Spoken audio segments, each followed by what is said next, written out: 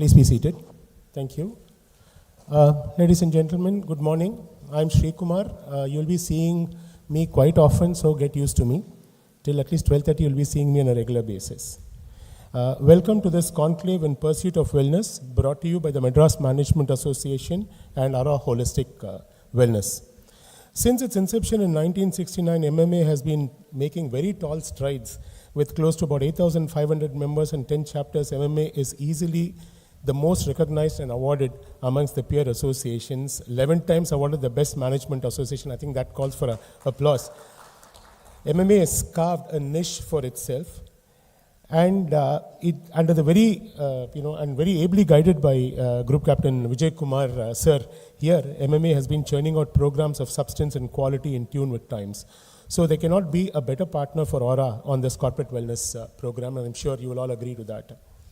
Over the next 3 hours, you will get to hear and interact with an exciting set of presenters on a topic that is most apt with times that we are in. So what constitutes holistic wellness? Holistic well-being includes body, mind, social, and the spirit. The human body is interconnected. Our physical body depends on our mental state and the vice versa. So how do we achieve the physical well-being, mental well-being, social well-being, and the spiritual well-being to arrive at a wellness state? The entire life cycle in ancient India aimed at achieving the physical, mental, spiritual, economical, and social well-being to be enjoyed. We gave yoga to the world. Ayurveda, Siddha practices were few examples of how our forefathers worked on the holistic health. Post-COVID, holistic wellness from corporate point of view has undergone a sea of change, and I'm sure most of the HR practitioners and most of the corporate executives here would agree. Work from home and the hybrid models of work from home and from office challenged the basic fabric of work that we were used to. From an employee perspective, this was both a boon and a bane. That's why the topic of why holistic wellness is important and how do you integrate it to your daily life makes a lot of sense and relevance.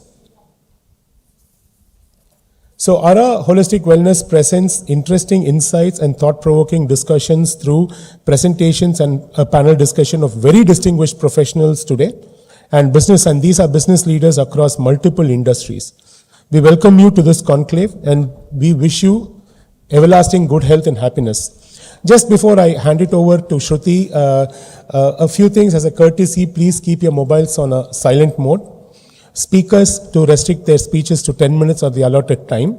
And we now move over to the program. I now request Shruti, Ms. Shruti, who is the founder and managing director Aura and the managing trustee of RMD Trust and co-founder of RMD Hospitals to address you. Thank you.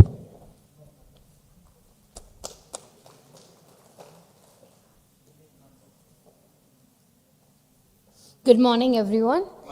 So Aura was initiated with a vision to increase holistic well-being. So I am Shruti, the founder of Aura Holistic Wellness, RMD's Hospitals co-founder and trustee. As a student, I was doing a medical management and I was going through a lung disease. So that, I could not cope up with my personal life and my personal studies as well.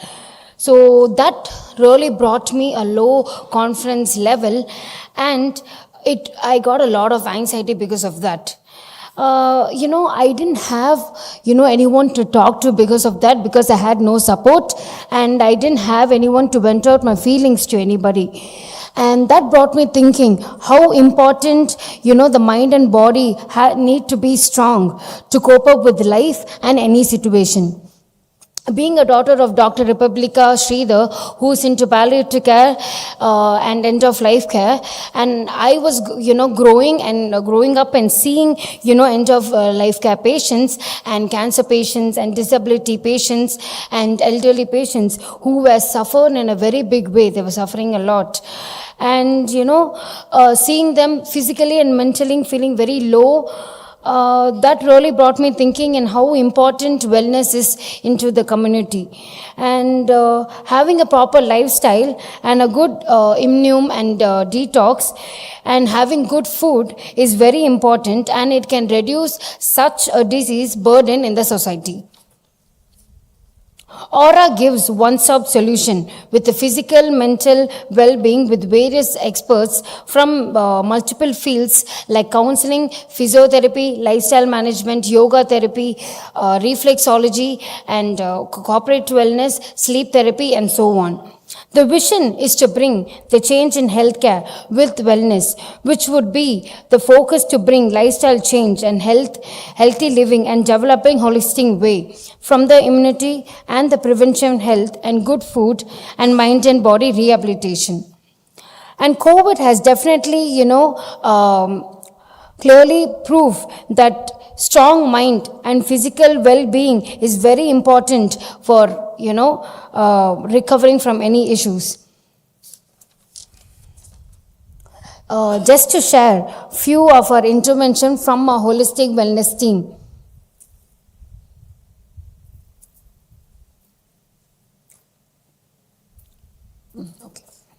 An IT professional during COVID lockdown became extremely obese, unable to focus on. Difference தெரியுது எனக்கு வந்துட்டு இப்போ பாடியை வந்துட்டு நல்லா ஃபிட்டா.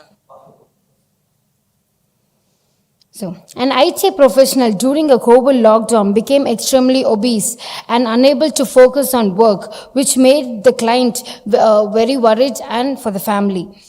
They approached a leading psychiatrist who referred the patient, and particularly when we, intervention to the patient, and individualized medical, and we gave them nutrition and physiotherapy and counseling. His body weight reduced, his depression and his overfeeling of the body shame got refined.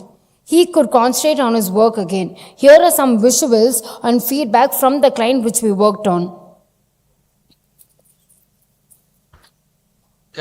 இருக்குது tiredness. So this particular client was Mr. Aditya Giri. He was in para athletic rifle shooter, had issues of positioning and wheelchair immune suppression. Intervention with the whole team. Today he is attending his national rifle shooting at Delhi with more confidence and physical mental well-being. Our intervention with employees engagement and empowerment who show a lot of improvement with the work-life balance. And we have worked with a lot of clients, employees and patients. And we have worked with an elderly, female who had Parkinson's, and now she's able to walk confidently and live confidently, and we worked a lot with a lot of patients. முன்னாடி வந்துட்டு left side வந்துட்டு நல்ல கீழ So I sincerely thank everyone who has come forward to this event, and I thank you all to, and we can learn a lot about, importance of wellness and to bring a change to the community. Thank you again. எனக்கு தெரிஞ்சு இதுவே போதும்னு நினைக்கிறேன். ஏன்னா இதுவே நிறைய நல்ல improvement காட்டுது. தேங்க்யூ. என்னோட நேம் தமிழ்ச்செல்வி. நான் ரெகுலர் ஹாஸ்பிட்டலில் ஒர்க் பண்ணுறேன். இவங்க எனக்கு 6ஆவதுலேருந்து வந்து எக்ஸ்பிளைன் பண்ணாங்க ஹெல்த்தை பற்றி. ஓகே, நான் நார்மலாக தான் இருக்கேன். எனக்கு என்னுடைய குழந்தை கூட ஃப்ரீயாக இருக்கணும்னு ட்ரை பண்ணேன். இப்போ ஓரளவுக்கு பரவாயில்ல, ஃப்ரீயாக அவள் கூட ஸ்பெண்ட் பண்ணுறேன், டைம் ஸ்பெண்ட் பண்ணுறேன். இப்போ ஹாப்பியாக 2 days லீவ் போட்டு அவள் கூட ஊருக்குலாம் போயிட்டு ஜாலியாக என்ஜாய் பண்ணிட்டு வந்திருக்கேன். இப்போ நான் முன்ன விட அவள் கூட நான் நிறைய டைம் ஸ்பெண்ட் பண்ணுறேன். வேலையிலேருந்து போனாலும் அவள் கூட என்னென்ன இருக்குது, என்ன விளையாடுறா, ஏது என்ன, அதெல்லாம் ரீசன் கேட்டு அவள் கூட டைம் ஸ்பெண்ட் பண்ணுறேன். எதுவாக இருந்தாலும் அதுக்கப்புறம் தான் அடுத்த ஒர்க் பண்ணுறேன். அவங்க சொல்லிக் கொடுத்த மாதிரி ஃப்ரீயாக அவளை வச்சு இது பண்ணுங்க அப்படின்னாங்க. கண்டினியூ பண்ணுவேன், வேலை கூட சொல்லிக் கொடுங்க எப்படி இல்லான்ட்டு. அதேமாரி பாப்பாவை கூடிய கிச்சன் எல்லாம் யூஸ் பண்ணி அவள் கூட பயங்கரமாக டைம் ஸ்பெண்ட் பண்ணுறேன். காலையிலேருந்து நைட்டு வரைக்கும் என் கூட இருக்கிற மாதிரி அவள் ஃபீல் பண்ணுறான்.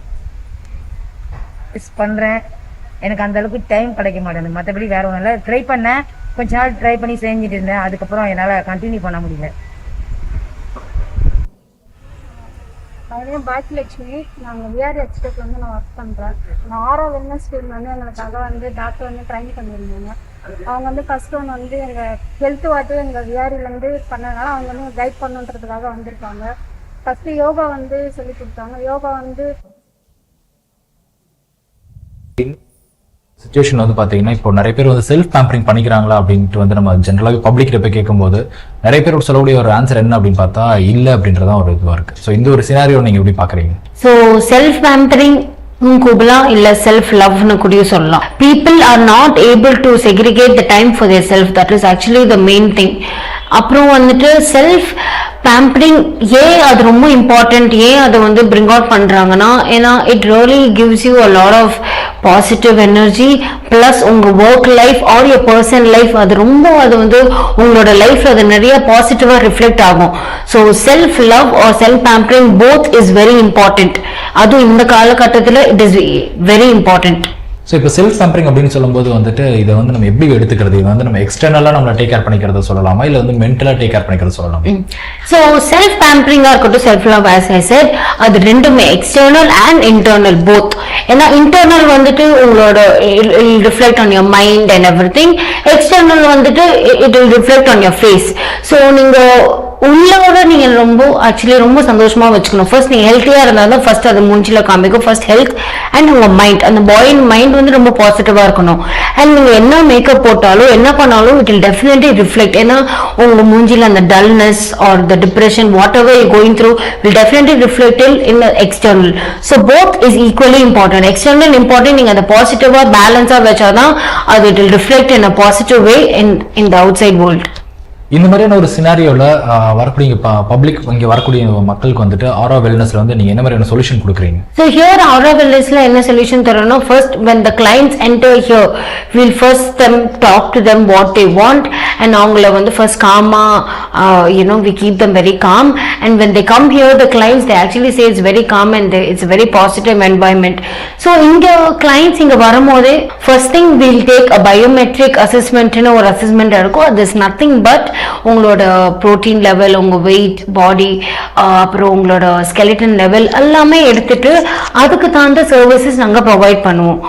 அண்ட் எங்க ஆரால என்ன ஸ்பெஷல்னா we won't ask ஓகே நீங்க இதுதான் பண்ணும், இந்த சர்வீஸ் தான் பண்ணணும்னு பண்ண மாட்டோம். ஆக்சுவலி அவங்களுக்கு என்ன தேவைப்படுதோ அந்த சர்வீசஸ் தான் நாங்க தருவோம். So it is the opposite here. So people are much more happier. Okay நாங்க எங்களுக்கு பிடிச்சது நீங்க பண்றீங்க, எனக்கு என்ன சர்வீஸ் வேணும் நீங்க அதுக்கு தகுந்த சொல்யூஷன் தரீங்கன்னு they feel very happy. So ஆரால we have ஆரா is generally a one stop solution. Why I say it's a one stop solution? Because இங்க இருக்குது எல்லாமே integrated services. So it goes like a circle. So first biometric இருக்கும், அதுக்கப்புறம் we have nutrition, counseling, physio, அப்புறம் வந்துட்டு yoga therapy, massage therapy, அப்புறம் woman wellness, அப்புறம் corporate wellness இருக்கு, அதுக்கப்புறம் ஹார்மோன் இஷ்யூஸ்க்காக ட்ரீட்மெண்ட் இருக்கு, அப்புறம் ஸ்ட்ரெஸ், அப்புறம் நியூயா இப்போ ஹோமியோபதினு ஒன்று வச்சிருக்கோம்.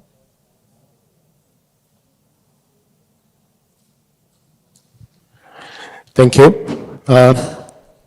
We now invite Captain Vijay Kumar for the opening remarks. And sir, without you this program wouldn't have been possible at all. Thank you so much. So over to Captain Vijay Kumar. Please give him a round of applause. Okay. Good morning, ladies and gentlemen. Yes, the theme of the thing is so dear to my heart, and I said we should do it. And when Republica spoke to me and she doing an event, I volunteered. She was not supposed to do this event here, somewhere else. But I said anything on wellness, we are very, very keen, because being an armed forces person from the childhood, we are imbibed with wellness and how it should be. So before give my thoughts for a few minutes, let me briefly tell you about MMA. Most of you know, and also welcome all the viewers watching the program live on our various social media portals. MMA is established in 1956. We are over 66 years old organization, and we have got over 8,000 members. And this is a state-of-art building what we have here, and we do multiple events. Ladies, could you please? Excuse me.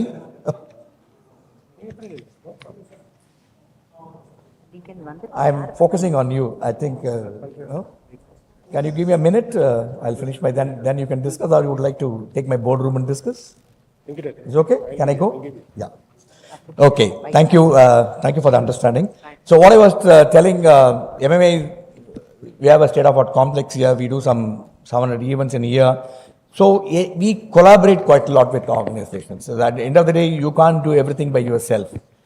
We have to collaborate, and our members eagerly look forward to various type of events. Our members comprises of different segment of people. For example, we have a corporate members, we have academicians, we have entrepreneurs, we have management students, we have women members. So we have doctors, advocates. So what happened? The expectations of our members are quite differently varied. So we have to meet the aspiration of each of the group. So what we try and do, our positioning of the events also in such a manner, we meet the aspiration of everybody, and all our events are webcast live on YouTube.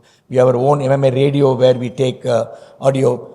We have got our YouTube channel where the large number of our things are recorded and kept. More than 600 videos are there. You can watch them. It will be like a Netflix. If you want to know all about management, please do visit our YouTube. So idea is come enjoy the thing. We have a state-of-art library. We got 3,000 ebooks and we got 1.25 million research papers.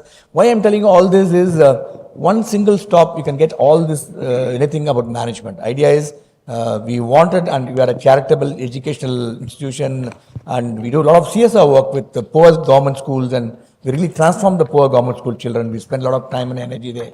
So idea is why you're telling you MMA is a holistic organization, like they are telling about holistic wellness, and we are also a holistic management organization, trying to reach out to as many people as possible.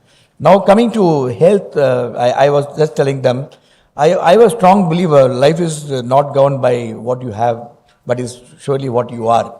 One such thing is health. Health is very, very important because what I strongly believe is you have to take a conscious decision to reinvent yourself all the time, elevating your quality of life. If you don't improve your quality of life, and you may have everything, but the quality of life will not be there with you. How does it happen is, I don't know, many of you must have seen WhatsApp circulating came about a week back, above 60. I don't know how many have seen that, 60 years and above, what happened. Many of us start thinking the moment you reach 60, you are old and you are going to have a knee trouble, you are going to have a heart problem, you are going to have sickness. And right, so the mind tells you are going to have a knee trouble, you will have a knee trouble. And at the age of 64, you are not even able to walk. And you are not able to walk, and you stop walking, and doctors will say that's the end of your life actually. I mean, you get into all the trouble, and you have to keep moving all the time in your life. So it's all in your mind. You think that you're not going to walk after 60, you're going to have a knee trouble 65, and sure short you will die at 66. So why I'm telling you is, at the end of the day, everything in your mind actually. Age is just a number. So wellness is all in your hands actually, and people like Shruti and the team can tell you so many things. Why I'm telling you is, a lot of youngsters watching the program, a lot of our members who are watching the program, but you have to take it seriously, not if you say another conclave you attended, another good lunch. MMA always gives you a good lunch, but that lunch is what is not wellness for you, I can tell you that. But you must enjoy the lunch today, but start taking care of you from tomorrow. So what happened, we all got 5 senses, each one of us. And the senses only ought to make you a smart guy actually. But many of us don't care for these senses. We really ignore them and we don't develop those senses. Some of the thing I saw them, the sessions what has been planned, it's really to kindle your thought process so that you start thinking on those senses and you activate them, you become smarter and lean and also more agile. And what I also want to tell you is, you have to keep recharging the senses. This one such activity, this is what we are telling, so that you recharge your senses, you become more holistic actually, and holistic approach to wellness. And another reason why I really collaborate for this event is very, very important. There's a lot of entrepreneurial opportunities in this wellness.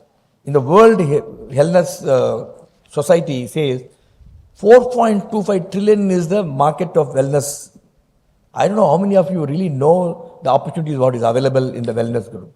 You have to all that you have to train yourself, get some good team, and I think India, as somebody Shruti said, we are headquarters of so many. We are founder of yoga. All over the world is yoga, making money in yoga. Any YouTube you see is all others. Firang is only showing. We don't know. So we can do. So one of the opportunities, entrepreneurial development opportunities for you guys, and that is one of the reasons we want to showcase when there is so much at stake. $4.2 trillion are available in the market to be taken, and is going in a rapid space, especially thanks to COVID. Post-COVID, everybody is looking at holistic wellness. The holistic wellness, they look at the body, mind, yoga. So many therapies have come, water therapy, mood therapy. I don't know, so many. Why I'm telling you all this is, people started loving their body. COVID really taught them a lesson. You must take care of your body. You must love your body. The body will love you back actually. So this event, that way I'm very, very happy to partner with this event, bring you this event. So sit back, enjoy, and so that you will be a holistic person. By investing in good wellness, I can assure you that you invest in your future, you invest in peace, and I'm quite sure trans-quality, and you're going to lead a wonderful life. So wellness is it should be imbibed in you. And with the last one, I want to tell a story before I pack up. I remembered all of a sudden my days at Jodhpur. I was a young flight lieutenant. My colleague was a flight lieutenant. We had a nice party at night, and my guy little overate actually. So next day he had a severe stomach pain. You're not even able to move. So he told me, "Please, boss, take me to the doctor." So I still remember the name of the doctor. It's called Mishra. I took him to the doctor. Doctor is terrible pain. He's not even able to move. You make him sit in the chair. He looked at him. What happened, sir? This happened. Party. No, wait. Don't worry. So we got a touch. Started looking his eyes. He studied everything. He says, "Doctor, I have nothing with eyes. I have severe stomach pain. Please do something." No, wait. Let me do. I'm just watching. Then he looked at the ears and all that. He was checking more eyes. And doctor says, "I have a stomach pain, doctor. My eyes are okay. I'm fighter pilot, so not to worry." No, I know that. Bloody fool. With this eyes only, you saw everything in 8. No, if you noticed that what you should eat, what you should not eat, I don't think your stomach would be in trouble. So what the intention is, your eyes is meant to see what you eat, and the stomach has got no responsibility towards that. So just anecdotes. It doesn't mean you don't have to bother about. Enjoy the lunch here, enjoy the day, and I'm really looking forward to seeing you more often in MMA. Thanks so much. Thank you also for partnering with this. It's a privilege for us to work with Aura, and I'm quite sure you will go from strength to strength. Truly young entrepreneur, full of energy. I'm quite sure they will do well and make so many people understand. We are giving a certificate to all the people who are also participating today, little digital certificate. We want to encourage you to come forward, especially students. Don't have to leave your profession and do this. Do it as an additional job for you. I think I can tell you, it will not only take care of your health, it will do some good, it will bring you some money also. Thanks so much. It's a pleasure. And once again, very warm welcome to MMA. Enjoy the day and have a great day today. Bye. Thank you, sir. Please stay on the stage. The team Aura would like to felicitate you. Request Shruti and Sophia to come over and do the honors.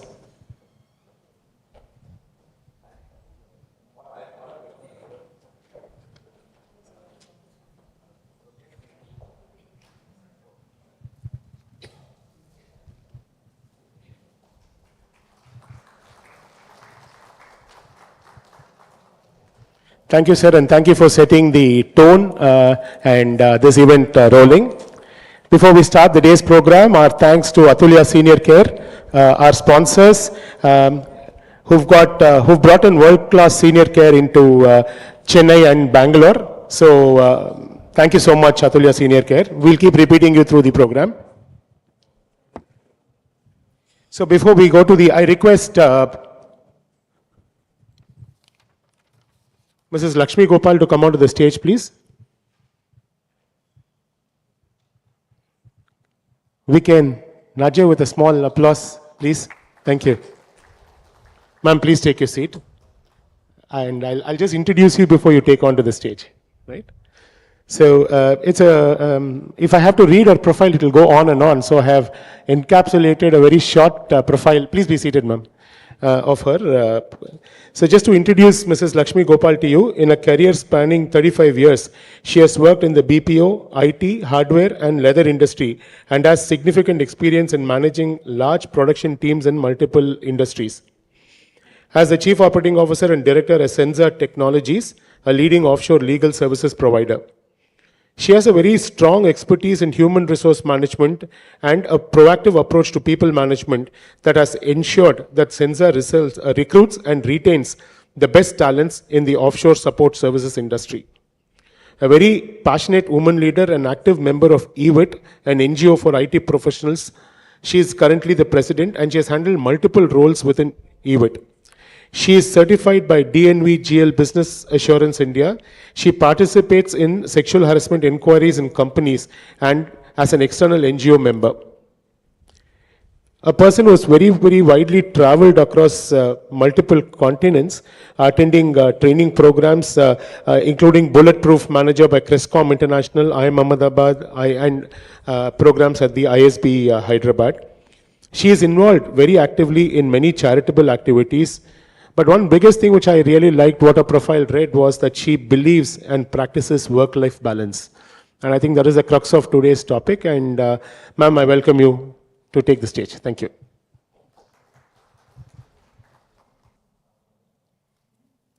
Health and wellness, good morning to everybody. Thank you, MMA. Thank you, Ola,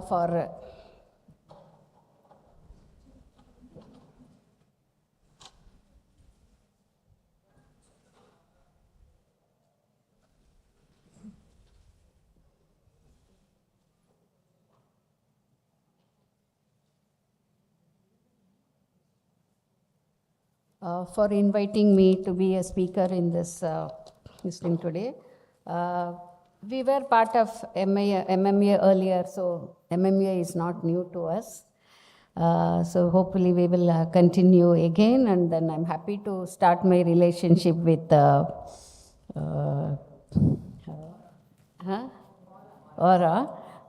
We will work together. We will work together in different this thing, like as a EVIT president, we do conduct training programs and wellness programs for all IT employees. So maybe we can join together in conducting more program with them, which will be very useful to them. As they said that we should not take more than 10 minutes, so I have to keep the time also in this thing. Can you go to the next slide, please? Okay, I can manage, na? Okay. So this is the overview of my speech today, employee health and wellness, and then why we need because of job stress, and what is the benefit of having a happy employee, and of course there are different dimensions of wellness. It was 4, 5, 6, 7, and now it is 8, so they keep on adding to that. And what are the reasons to have employee wellness program and how to achieve your goals. So let's look at what is the health and what is the difference of health and wellness. Health is, I think generally health, how we look at health is that if you don't have any disease, you are healthy. That is the thinking. And is there any fortunate person in this group who have not attacked by COVID?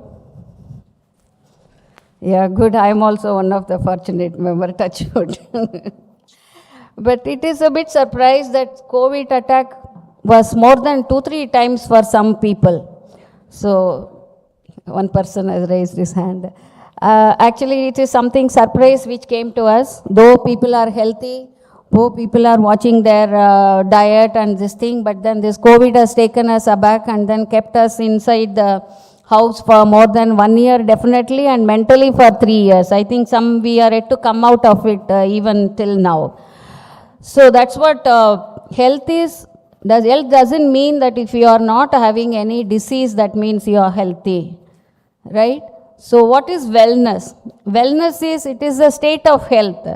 So I can say that maybe people who have not got COVID is maybe because they thought their mind was so strong that if they follow certain procedures and certain strict instructions given by the government, given by your doctor, and then follow a proper life, then you can avoid getting COVID. So that makes sense, don't you think so? So wellness is, it's a state of the health of individuals and group, and a positive approach to living. Positive approach is always gives you an energy, positive energy, which can control your mind and which can control your health, right? So wellness is the way to health. It is not health alone can keep you healthy. Health and wellness is the correct balance to keep you healthy. Health is a goal and wellness is the path to achieve the goal.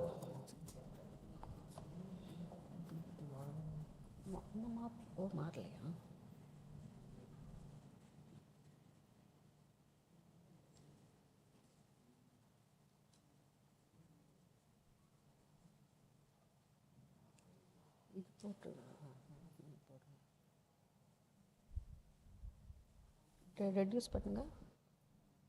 பேக்கில் open இருக்கான்னு பாருங்க. இங்கே reduce பண்ணுங்க.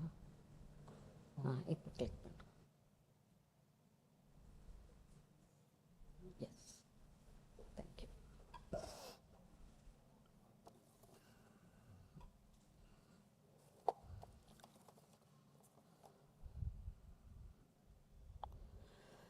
Okay, we are saying job. Actually, when we were in school, when we see our father or mother or brother goes to office, we think office is more easier. They go in the morning, take lunch and then have lunch and come back, and once they come back, we get coffee at home and then they relax on the TV or a book or whatever it is. So we always felt that it's better to go to job than going to school. How many of you felt that? At least the young generation would have definitely felt. I also felt when I was young. I felt that was an easy job. But when we take up a job only, they realize maybe school is more easier, much easier compared to job. So though we say a job is a job, but then it has got its own problems, pressures, tensions, everything. So as you look at it in the slides, the workload pressure, lack of support from your co-workers, lack of support from your managers, from your team leaders, even from your family member also gives you stress. And then violence, threats of bullying, they call push nowadays. Earlier it was bullying. Then there is a changes at work that is inevitable, because without change, nothing changes. So you have to be prepared for the change. So that gives you pressure in the work, and there are others which you do not know, but there is still pressures we face every day in our job. So, what is the healthy and happy employee? How many of you happy in your work life today?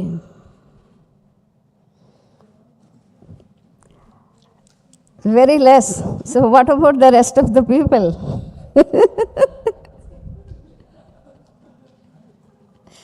So is it the reason for the less happy in the workplace is, do you know the reason? Have you any time asked yourself, why am I not happy in this life?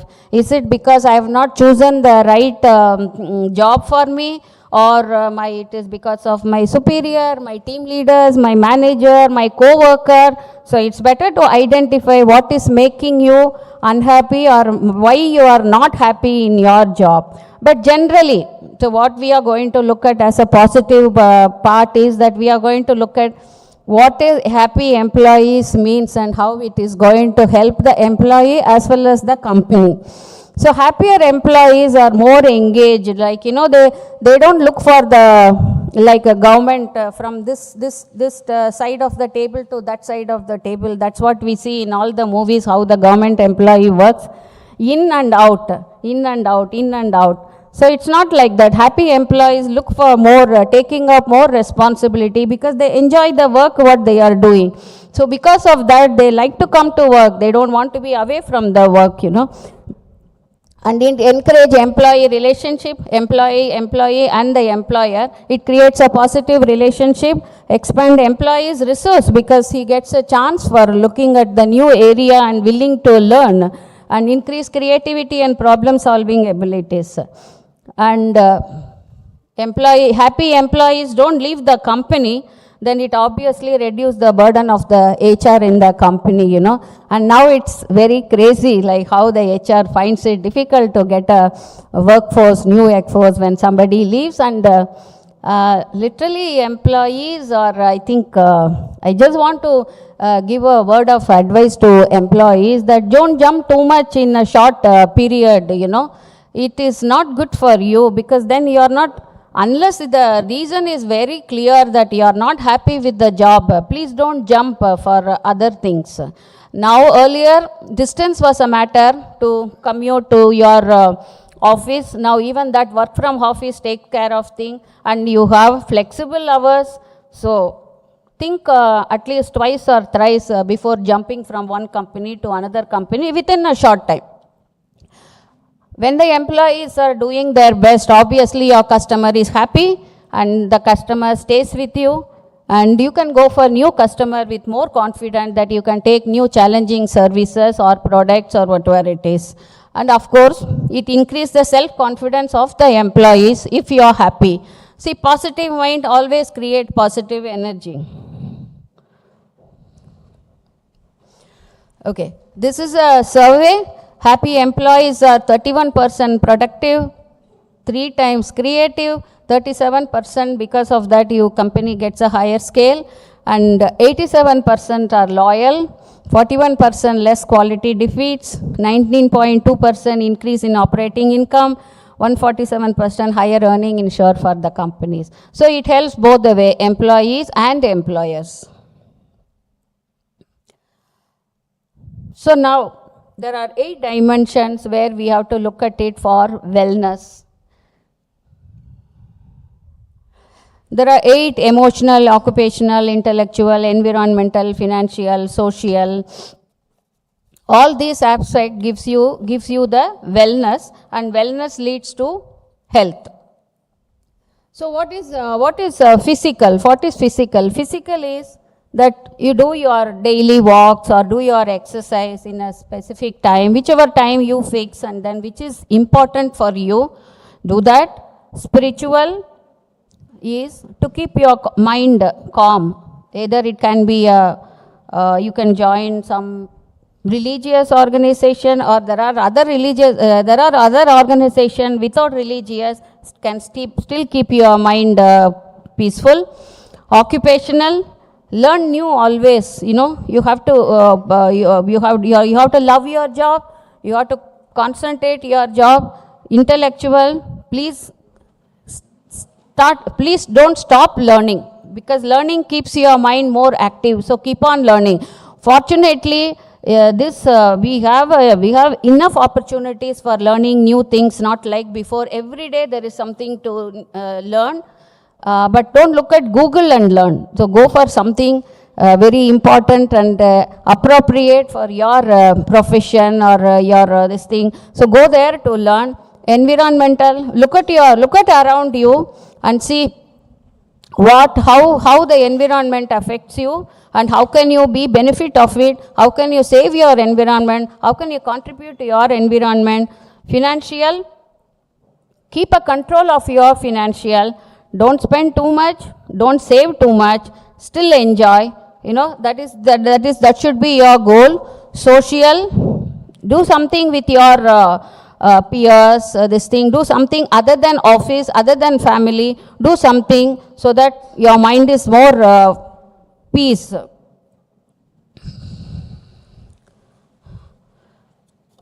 So why we need to have employee wellness program? I think this is sort of what happy employees produce, productivity, all those things. This is something similar, but then also you can employee health is completely improved, and then health risks are controlled, reduces health care cost, and improve productivity, decrease absenteeism. All this we discussed earlier. Improve employee recruitment and retention, sustain high employee morale. See, all this comes to a positive energy, which is very important for your wellness. So, how to achieve this wellness? See, you don't need to go crazy how to achieve your wellness. You can do it in small steps, and then see how it works to you, and then take a bigger step. For example, you have to set an activity. It need not be exercise. It can be for your wellness. What do you want to do? Like make room for mindfulness. Like, do a yoga, as they said that yoga is discovered in India. But how many of us are doing yoga here? It has become a commercial project internationally, rather than being done by us in India. Correct? So we are not giving importance to yoga, though it is invented here and then being commercially used internationally. So do a yoga, do a meditation. See, meditation is nothing but you have to watch your breath. if you go in a way that, you know, I have to do yoga, I have to do meditation, you don't need to stress yourself for doing that. Then you will get in another stress that why am I not able to do yoga? Why am I not able to do meditation? You don't need to carry the stress. See what, if there are a good teacher or whoever it is teaching you a meditation, they will not tell you, close your mouth, close your eyes and keep straight, keep your back straight, and then look at your this place and then start concentrating. I am 200% sure when we do like that only, everything will come to our mind. It can be Nayanthara Vignesh even marriage, or it can be yesterday's dish my mom has done, or some other film which was released yesterday. Everything will come into your mind. So, but it's also say, yes, it will come, but then leave it, keep on leave it. So it is not easy to get your meditation at one time. So don't take it as a stress. Do your thing. Keep a objective that every day 5 minutes I will do a meditation. Watch your breathe. Slowly and slowly your thoughts will go and come and go. And once at a time you will realize that your thoughts are not coming and you are free to meditate. So don't take stress. Start with 5 minutes. Increase it if it is possible slowly, and then do a proper meditation. And get more sleep. This is very important for current generation, that sleeping at 9:30 or before 10 is very important. Somebody said, I will look at Facebook only after 9:30. I will look at my Twitter only after 9:30, which is wrong. You have to go to sleep. See, if by chance, if you are in a night shift, no problem. Control your sleep accordingly. You have to time in your sleep. Okay, this is my night shift. I come back home at 5 o'clock. Either I go to sleep right that time only and then get up at 11, 2 and then do it, or I watch something for relaxing, some music and everything, and then I go to bed. But plan your time accordingly, and that getting that 8 hours or minimum 7 hours sleep is very important because sleep regenerate all your energies and this thing. Your health improves if you take a proper sleep. Enrich your diet. How many people have said, I am on diet now? People normally say this, I am on diet now. And then when we ask, why are you on diet? They say, I want to reduce my weight. So it has become a myth that diet is only for reducing the weight. Actually, diet is not for reducing the weight. A diet is to give your body a balancing meal, which will take care of your diet also. So, reducing the weight is not having a diet. Having enrich your diet, automatically your weight will reduce and your body health will increase.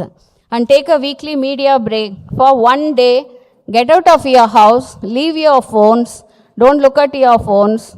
There are some people that are looking at their phone even when this program is going on. So, I don't know whether they are so addicted to that or I don't know. So, coming back to, we take a weekly media break. Go to a garden, go to beach walk, go to plants where you can feel the flowers and plants and other things.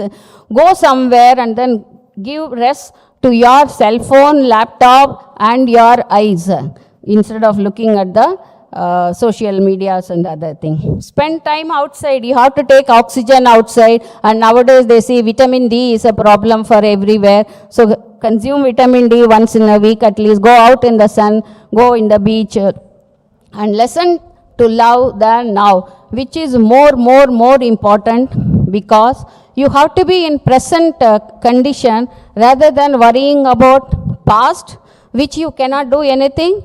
And future, yes, you can do a little, but not everything, because nowadays things are taking a turn even if you plan everything. So if your present mind is calm, even if things are taking in a different direction, you can still manage. So which is very important. Out of all this thing, I will say 8 is very important for your wellness.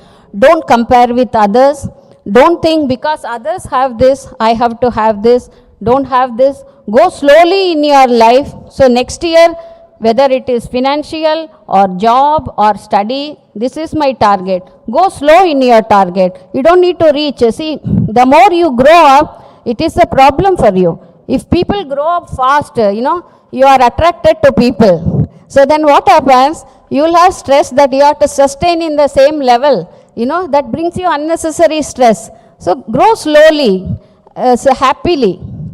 That is very important. But that is very, very, very important. Don't compare. Don't try to achieve something which is very, very far away. You can achieve, but you have to do it properly, step by step, step by step. Again, I want to insist that if you are growing very high, you will be in many eyes. So you have to sustain there, otherwise you will have a big problem. Thank you, and then I am leaving this thought with you. Health is a state of mind and wellness is a state of being. Thank you very much. Thank you, ma'am. Please stay on the stage. I request Shruti to felicitate ma'am. And as she is doing it, we recognize the presence of our special chief guest, Dr. Vijay Raghavan. Thank you, sir. Thank you for coming in. Please.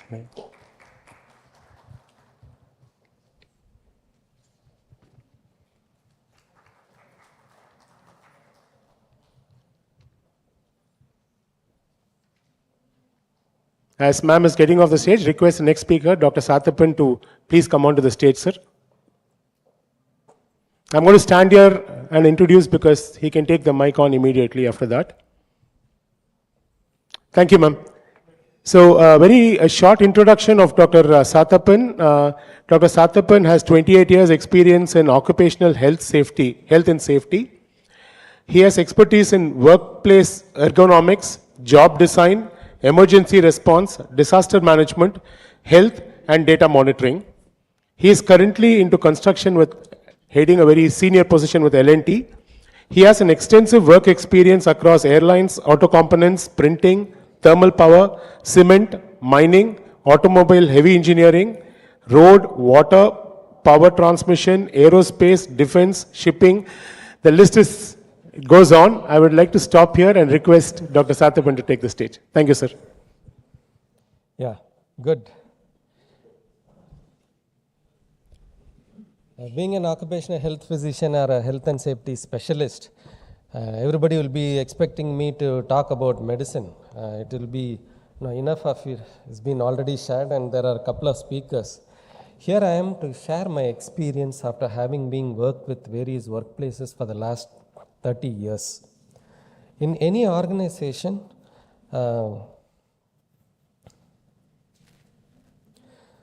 medical services is a statutory liability. Can't do away with. Law says, so put one medical center, put one doctor, put one nurse.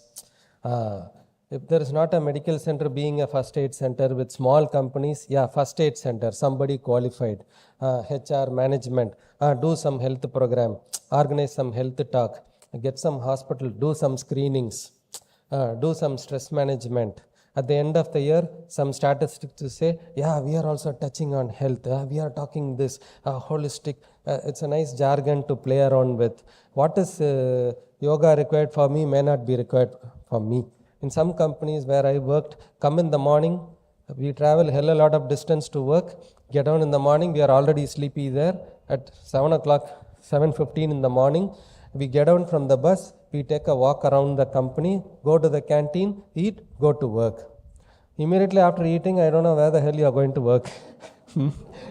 And then you are expected to produce. All along I've been a manufacturing company. Indian company, Indian management, quasi, MNCs, everywhere productivity comes. And many people ask me, how can you improve? As a doctor, you are supposed to treat cough, cold, diarrhea, headache. And this COVID, yes, manage patients, forms, signs, bish, and some online class, some offline class, some physical class. And after time I have found people switch on the laptop, continue with the other work, or put the attendance in the app, put it in the pocket, and when we conduct class, all noise, phone calls, everything will be happening behind. It doesn't serve purpose.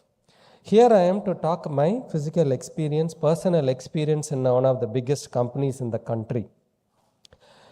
So occupational health is more about prevention and protection and not solving the problem. That is reactive approach. Just doing a health checkup is not a health program. Conducting some health talks is not a health program. So when I took it to the management, my predecessors in my various organizations were sitting and treating cough, cold, diarrhea, signing the fitness certificate, get some health programs from some corporate hospitals to talk, and HR says, yeah, tick, tick, tick, tick, admin, whatever, whomever you call.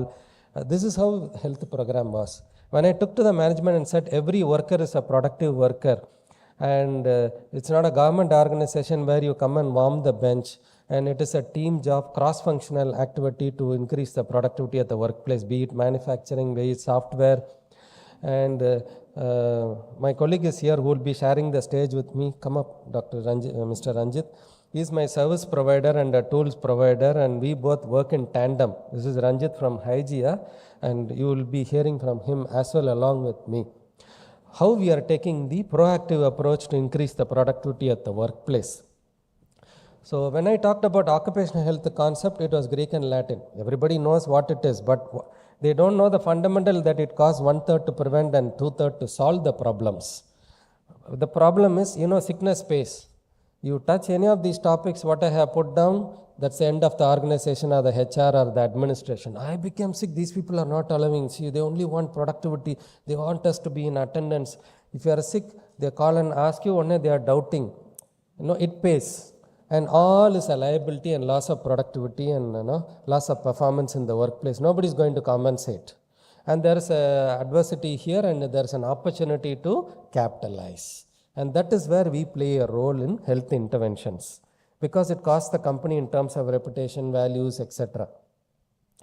So this is what all of you would have been doing. Some talk you do. So you have to tick the health program. Go for the health checkup? Yes, sir. For you this program, for him this program, done. There is a medical center in the company, somebody comes, cough, cold, diarrhea or something, yeah, he treats. It is there in that notebook there written in the OP. He takes some medicines, yeah, it is documented there. There is a pharmacy, he took some medicines. There is some health activity in the company, some 100 people come and attend, some say X-ray, ECG, X-ray, height, weight, BP, sugar is done, some consultation happened, yes. Stress management, wellness, everything is there, everything is in different silos. If I ask you what is the last time you did some test, what program you attended, what is your health indexing risk assessment, it's a big zero, because it is all in different silos. It doesn't make any difference. In an organization, you would have seen performance meeting, monthly performance meeting, where all departments attend and everybody presents and everybody is aware, and you all know it is a cross-functional interaction to increase the productivity at the workplace. And that is where was an opportunity for me to capitalize, and we intervened. Yeah. So, just to add on to what Dr. Sathapan said, the previous speaker, Mrs. Lakshmi, as well as Sri Kumar, who presented before all of you, spoke about holistic wellness from the individual's perspective. Now, what is holistic wellness from the organization's perspective? It is not about just looking at your mental, physical, spiritual, social, and the other parameters which the previous speaker spoke about. It is also looking at various other functionalities. So when you look at a corporate, still not many people have got it right, or maybe almost nobody has got it right. It is like saying, it is like the person who came and spoke to you, and then he said, I've lost my entire left side. I've lost the whole of my left side. So the guy says, oh, so you're all right.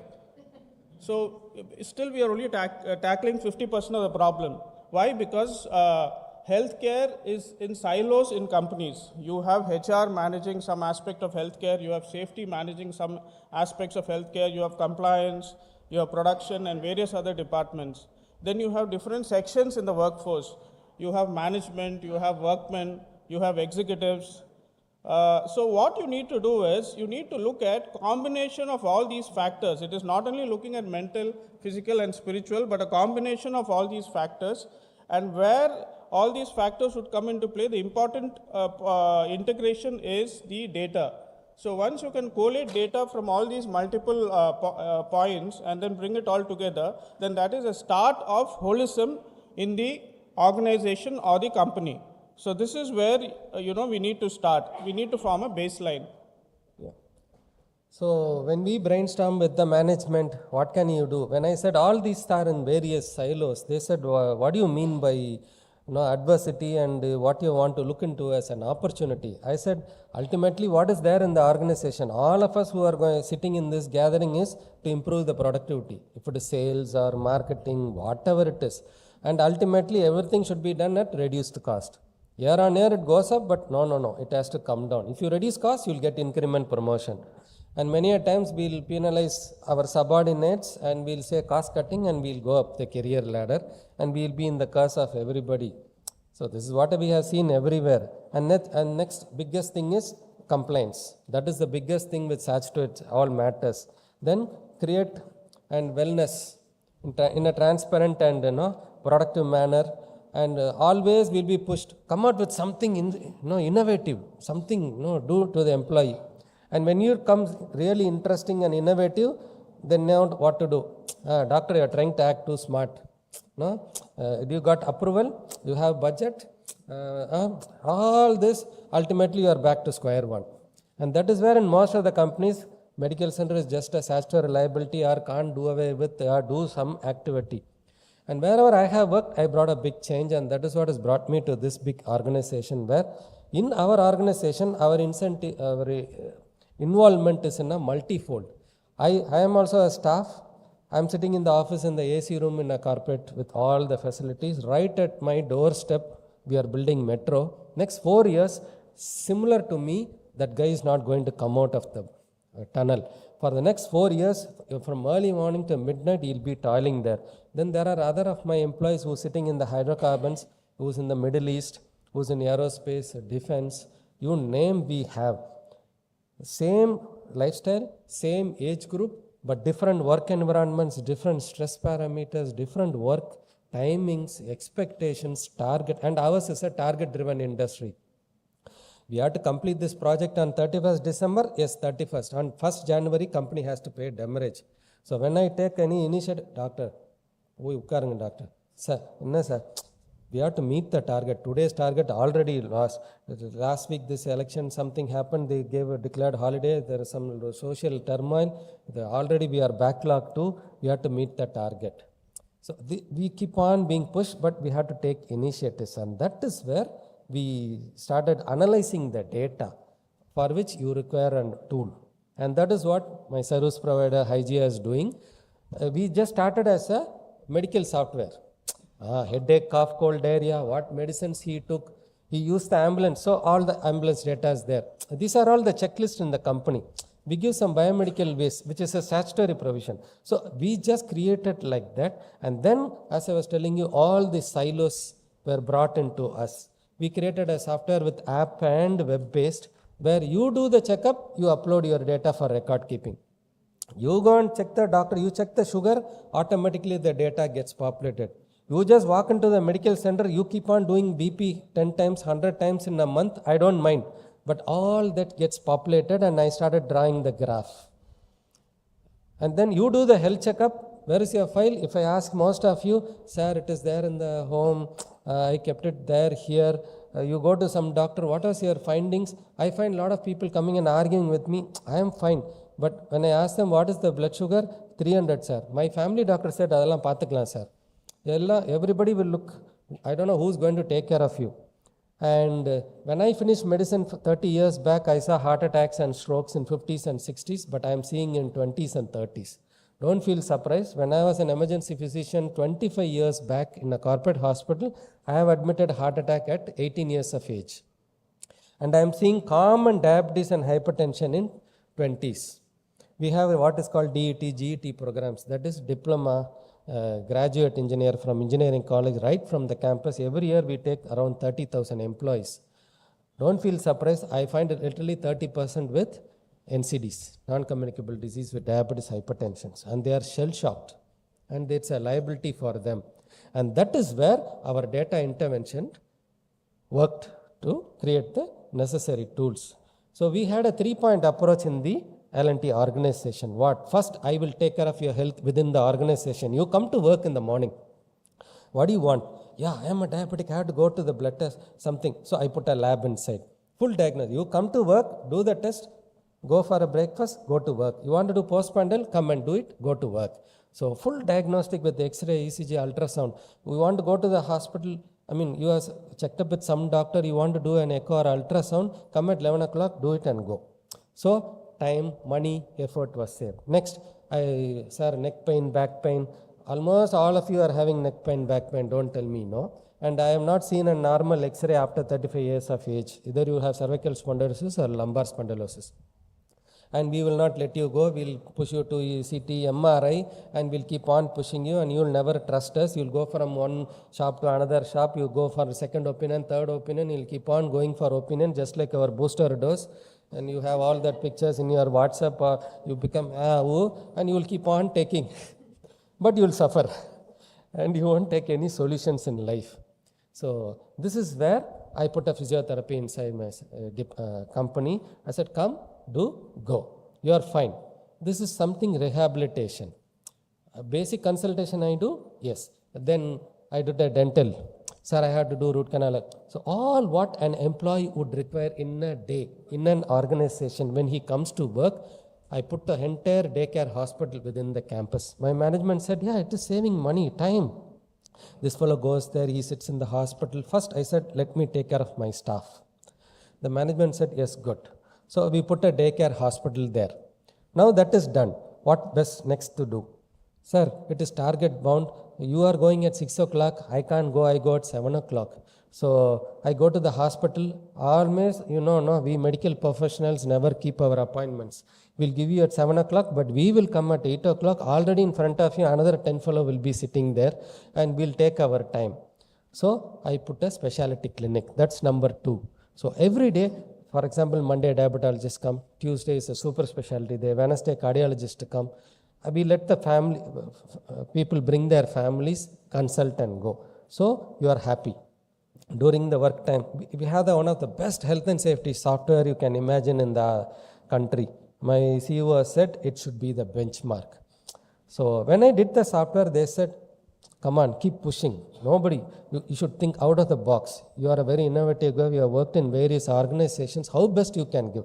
And that is when we started doing this, and we populate the calendar for the whole month. People will fix the appointment, and I don't let them go. The record gets scanned and pushed into the software. Tomorrow, everything is there in your app. You see anybody, you are using it. So daycare, yes, good. I took care of his health on a day-to-day basis. Next, I am taking care of him and his family and his lifestyle disorders. I'll finish in 2 minutes time, don't worry. So, next thing is, yeah, doctor, you are talked about taking care of the employee.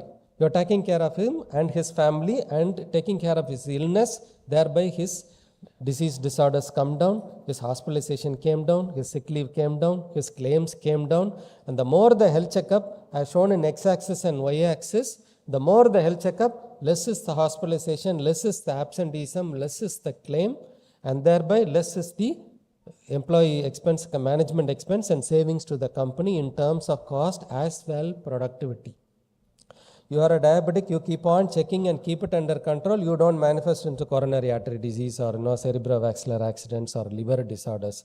You will never check up. Somebody writes the prescription, you will take it for years together, and then they blame the hospitals. So this is where we intervened, and now we are gone one step next. What is it? Proactive approach on prevention. How to use artificial intelligence and machine learning to improve the wellness, for which we are working with one of the best people in the world, and my service provider is the one.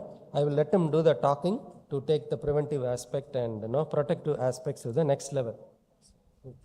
Yeah, so as we discussed in the organization, you need to look at multiple levels, and data is the cornerstone for management. So what we are creating here for L&T is that we are first capturing all this data from various points. So you have the annual health checks, You have people coming for consultations, all prescriptions are recorded, diagnostics, hospitalizations. We also do emotional, we also take into account the emotional quotient of the employee, and various other modules are covered. We also have an occupational health center. L&T, as you know, is a conglomerate, so there are a few manufacturing companies also in the group. So we take all this data and then we first collate all this data.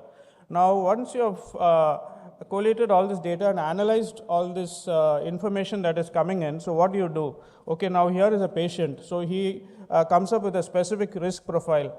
So it is not only giving the recommendation as to what he needs to do, but you also need to match him with relevant service providers so that they have easy access to healthcare moving forward.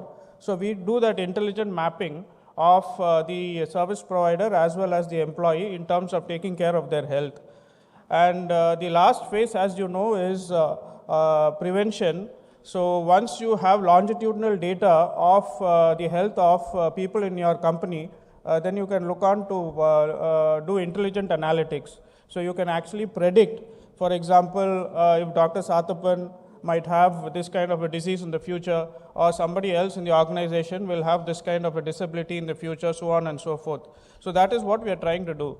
So all in all, it is an integrated, holistic healthcare management system that we are trying to create.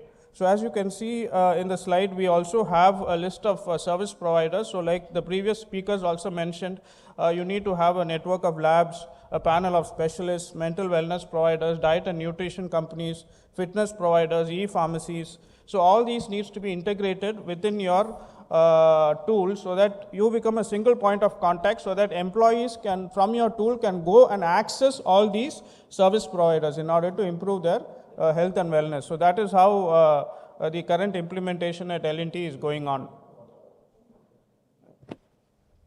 So we are working with one of the best artificial intelligence personnel in the world at IIT Madras. We are populating all these health information and coming out with algorithms. Something like this is there in the West, and nothing like that exists in the country. So there is a potential here to predict and anticipate. Just like how you have your finance data in an organization for the last couple of years, with which anybody can give you various variables to take control measures and improve the production and reduce the cost and efficiency of the organization. Like that, we are working on how to work with the health of the employee, taking into consideration all what he is exposed to or what he would expose to, and predict and improve his wellness. Good. Thanks. Thank you. Thank you, Doctor. Please stay on there. I request Shruti to do the honors. Thank you, Ranjit, for.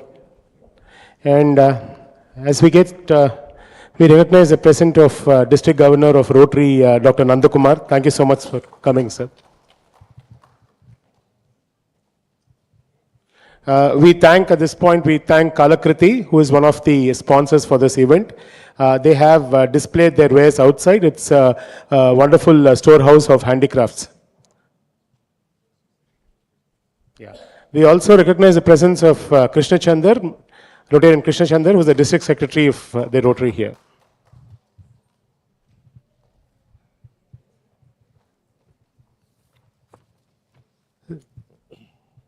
I was specifically asked to come up here, so I'm doing that.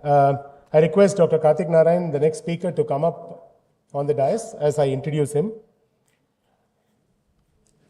Dr. Karthik Narayan is the founder and managing director of Atulya Senior Care.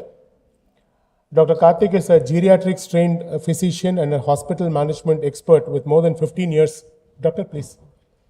With more than 15 years of administrative and clinical experience, probably one of the youngest persons to be in the geriatric area. Dr. Karthik holds a master's in health administration from the USC Saul Price School of Public Policy, and a bachelor's in medicine and bachelor's in surgery from Sri Ramachandra Medical College. So I see there is a alumni there. He's also completed his executive training in strategic leadership from the Harvard School of Public Health. Dr.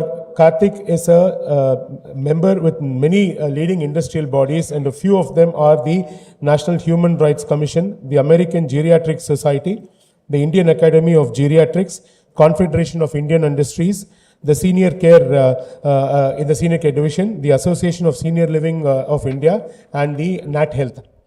He has published many high-impact research papers with leading international journals based out of the USA, Europe, and India. He's been honored by several international institutions, and some of them I collect because it's quite exhaustive. The International Forum for Advancements in Healthcare. He has also been awarded by the Times of India, the Business World. He's been identified as the Icon India. Then he's got the Mayan Vista Award from Malaysia. And he has also, got many more awards, like the Mahatma Gandhi University has awarded him a special award. He has partnered with National Skills Development Council programs and has recruited more than 1,000 skilled workers in the last 3 years.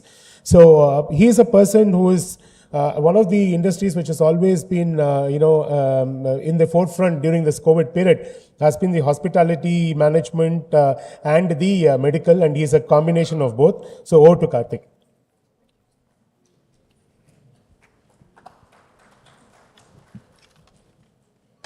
Thank you, Shri, for the kind words. Thank you, Aura, Dr. Republica, and Madras Medical Management Association for giving this opportunity. It's an honor and pleasure to be here, especially in front of our institutions where we all graduated from. I'll quickly give a quick background about the organization because it's very important how we have grown in the last 3 to 5 years, and the credit all goes to mainly our team. So the company name is Atulya Senior Care. We started with a 4-bedded geriatric healthcare facility, and today we manage close to 1,000 beds between Chennai and Bangalore. And we have touched more than 15,000 geriatric patients in the last 3 to 5 years. And all of this was only possible because of our employees. So the credit goes to them. We started with a 2-member team. Today we are employing close to 500 employees, and we'll have probably close to 1,000 employees by end of this year. So big gratitude and thanks to our team.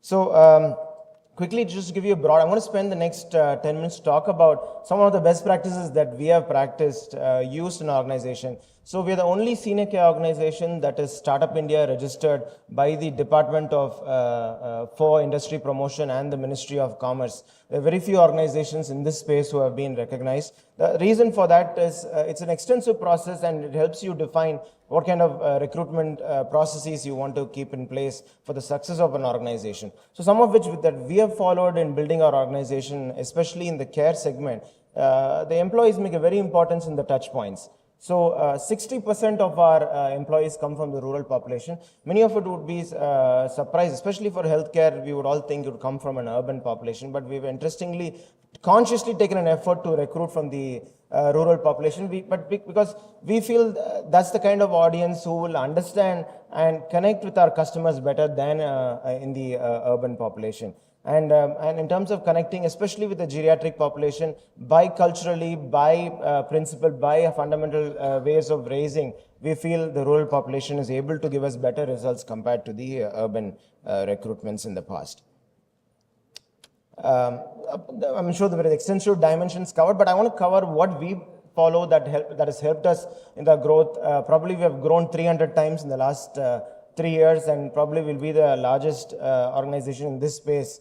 I'm humbled and grateful for that because of our team. Some of the things that we have followed in the past when it comes to the physical dimension is fundamentals: accommodation, food, and sleep. If you don't take time to help them achieve a quality, balanced sleep and a comfortable accommodation, they are going to hit your productivity. So we make sure we handle this process in making sure meals are served on time, we're making sure they get 6 to 8 hours of sleep, and accommodation is fully provided. All our employees, at least 80% of our workforce, we're able to provide our comfortable accommodation and food. Because many successful organizations, if you even take traditional organizations in the past, something that we've really followed is helped, and we want to stick to it in spite of being a startup.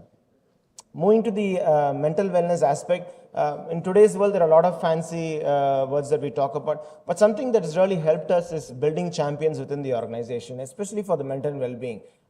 Employees go through, especially if we're hiring extensively from the rural population, they go through a lot of stress elements. And unless they do have people to reach out to and bounce off their thoughts and share their tough times, that's cure by itself. So something that we have built within the organization is counselors and champions, where teams are able to reach out to and share their good and bad feelings and overcome it. Third, moving into finance, even though it's kind of overrated, but it's very important. Something that I will share, which is very basic, but I feel not many organizations follow, is paying salaries on time. It's funny I say it because we have one of the common reasons employees are unhappy because they don't get paid salary on time, which is probably any time beyond the 5th of a month. So initial periods we were having a tough time too because we were a startup when we were growing it. But paying salary on the 1st of a month makes a big difference in employees. Even though it's overrated, I would really request everyone to consider it. And if you guys plan your cash flows better, it can be achieved. Moving to the fourth element, the social dimension. It doesn't have to be an annual trip to somewhere fancy. It could be even a day-to-day breakout sessions and creating a comfortable environment for employees, because sometimes the real regeneration is needed on a daily basis, not necessarily on an annual basis. You do a big fancy trip and they're all back to energetic workforce. Not really. So if you're able to create a very comfortable workspace for them to break out and really come back regenerated for the day, I think that's success. Because some of the large organizations, what happens is the top management ends up having a very nice fancy office and the employees ends up having in a dark space. So I think it should be the opposite way. They're the guys who are going to bring you the results and make you successful. Give them good, comfortable basis and they will deliver. Moving closely, a quick overview on our work culture that has helped us in our growth. Is a good support system.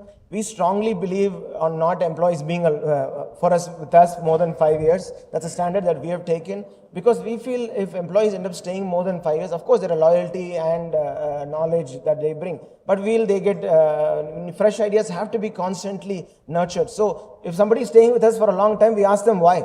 So either they should be growing within the organization or get a promotion and move into another organization. So that's something we constantly push for. Of course, a good brief period is 2 to 3 years that we make sure employees are there with us, because that initial training and investing is very important.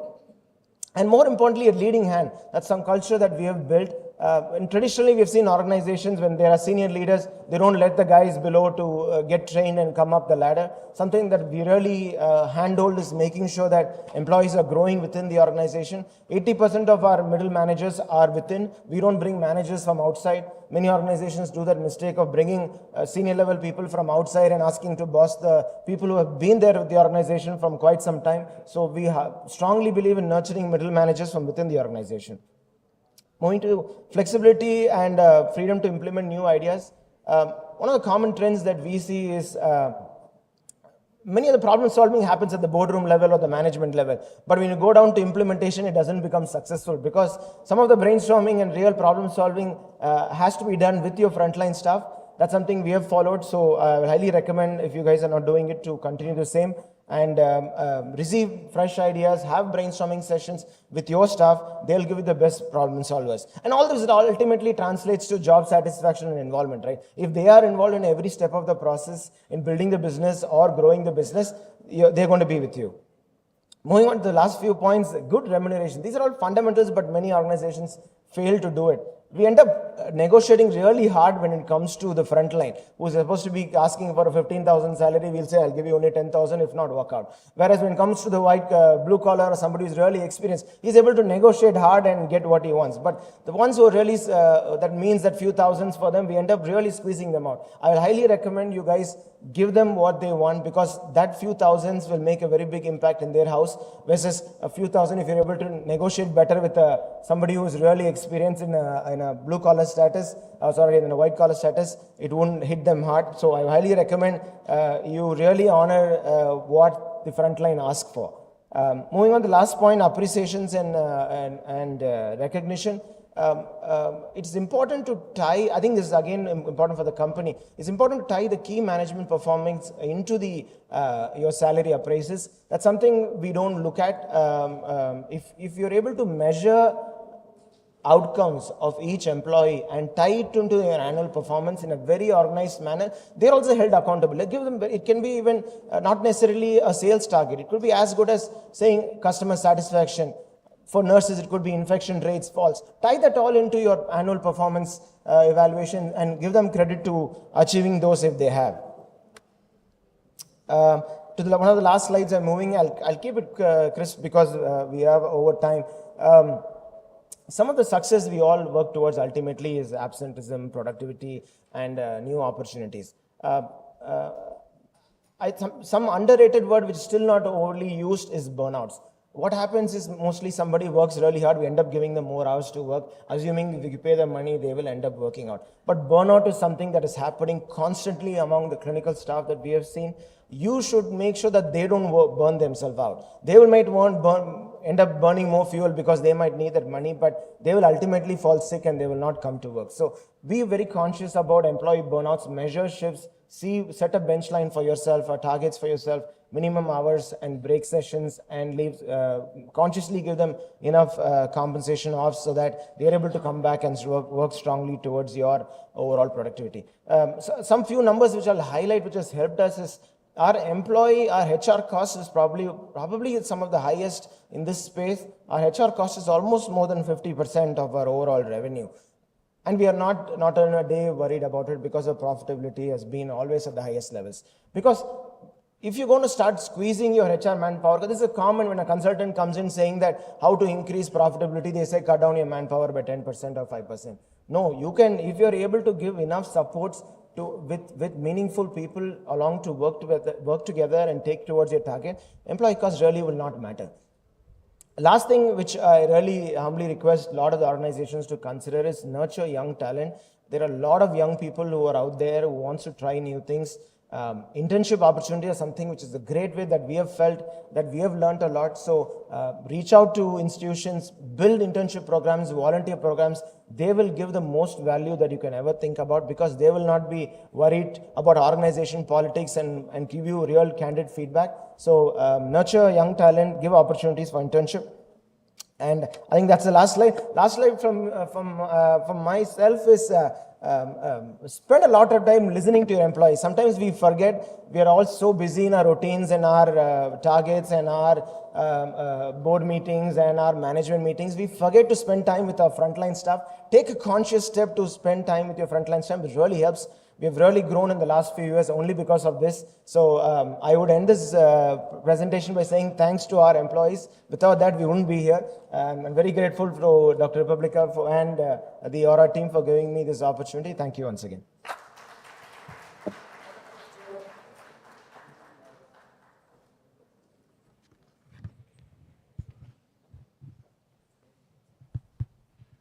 Shruti, please.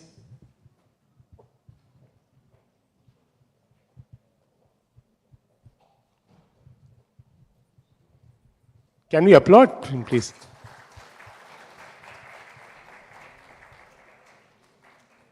Thank you, Doctor. That was very short, sweet, and crisp presentation.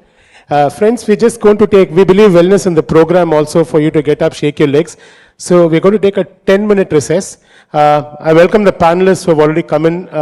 So what we're going to do is the panelists and the speakers and the chief guest can assemble at the boardroom for a short meet. And all of you can have coffee and please assemble back in 10 minutes. We're going to have more exciting speakers. Thank you.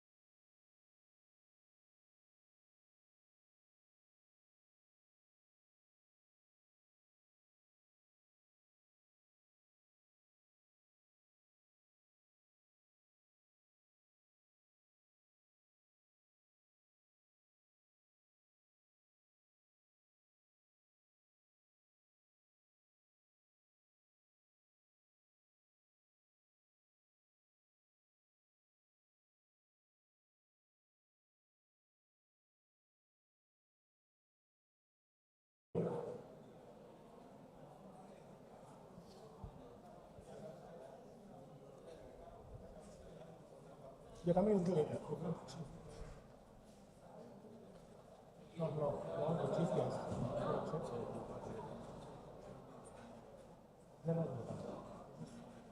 It's in a 5-minute. Thanks. Can we get started? Okay, we're going to the very important part of the function. We would like, I'd request Emmanuel to come on stage because he's going to introduce he's going to be introducing the chief guest first, and then after that we'll introduce the special chief guest, and we'll get going. Thanks. Over to Emmanuel.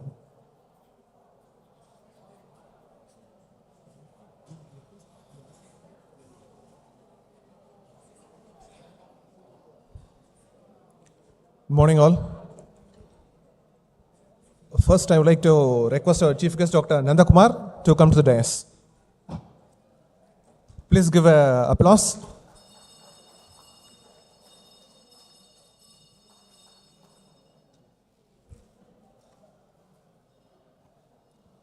I request our special guest Dr. P.V. Vijayaraghavan to come to the dais. Please give a round of applause.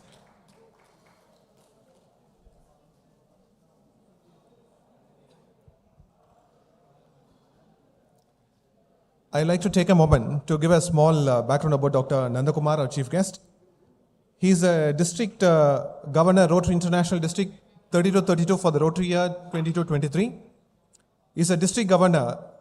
Dr. Rotarian Nanda Kumar, referred to fondly as Nanda by his friends, is a practicing dental surgeon with a master's in oral, maxillofacial surgery, and diploma and fellowship in oral implantology.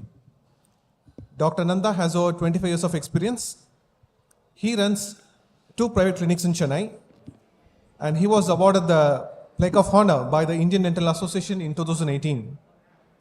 Rotarian Dr. Nanda Kumar, a Rotarian for over 17 years, served as the president of the Rotary Club of Madras Vadapalani in 2008-2009.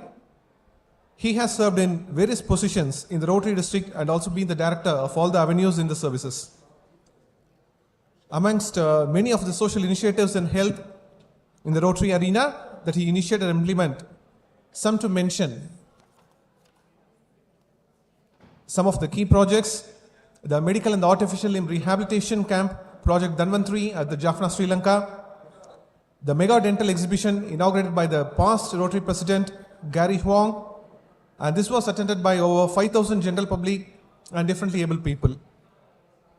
Dr. Nanda mentored Smile Chennai, a Rotary public image project, jointly with the Indian Dental Association to create awareness on the dental hygiene, in which over 25,000 children participated at SRMC campus in 2017-18. He was awarded the Most Valuable Rotarian in 2014-15. He is married to Dr. Sumedha. He and Dr. Sumedha have contributed significantly to the Rotary Foundation. They are level 2 major donors.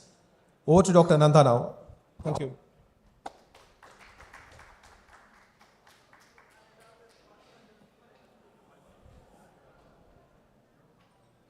A very good morning to everybody present here today, and gives me great pleasure to be here for this wonderful program which is happening here on holistic health and wellness.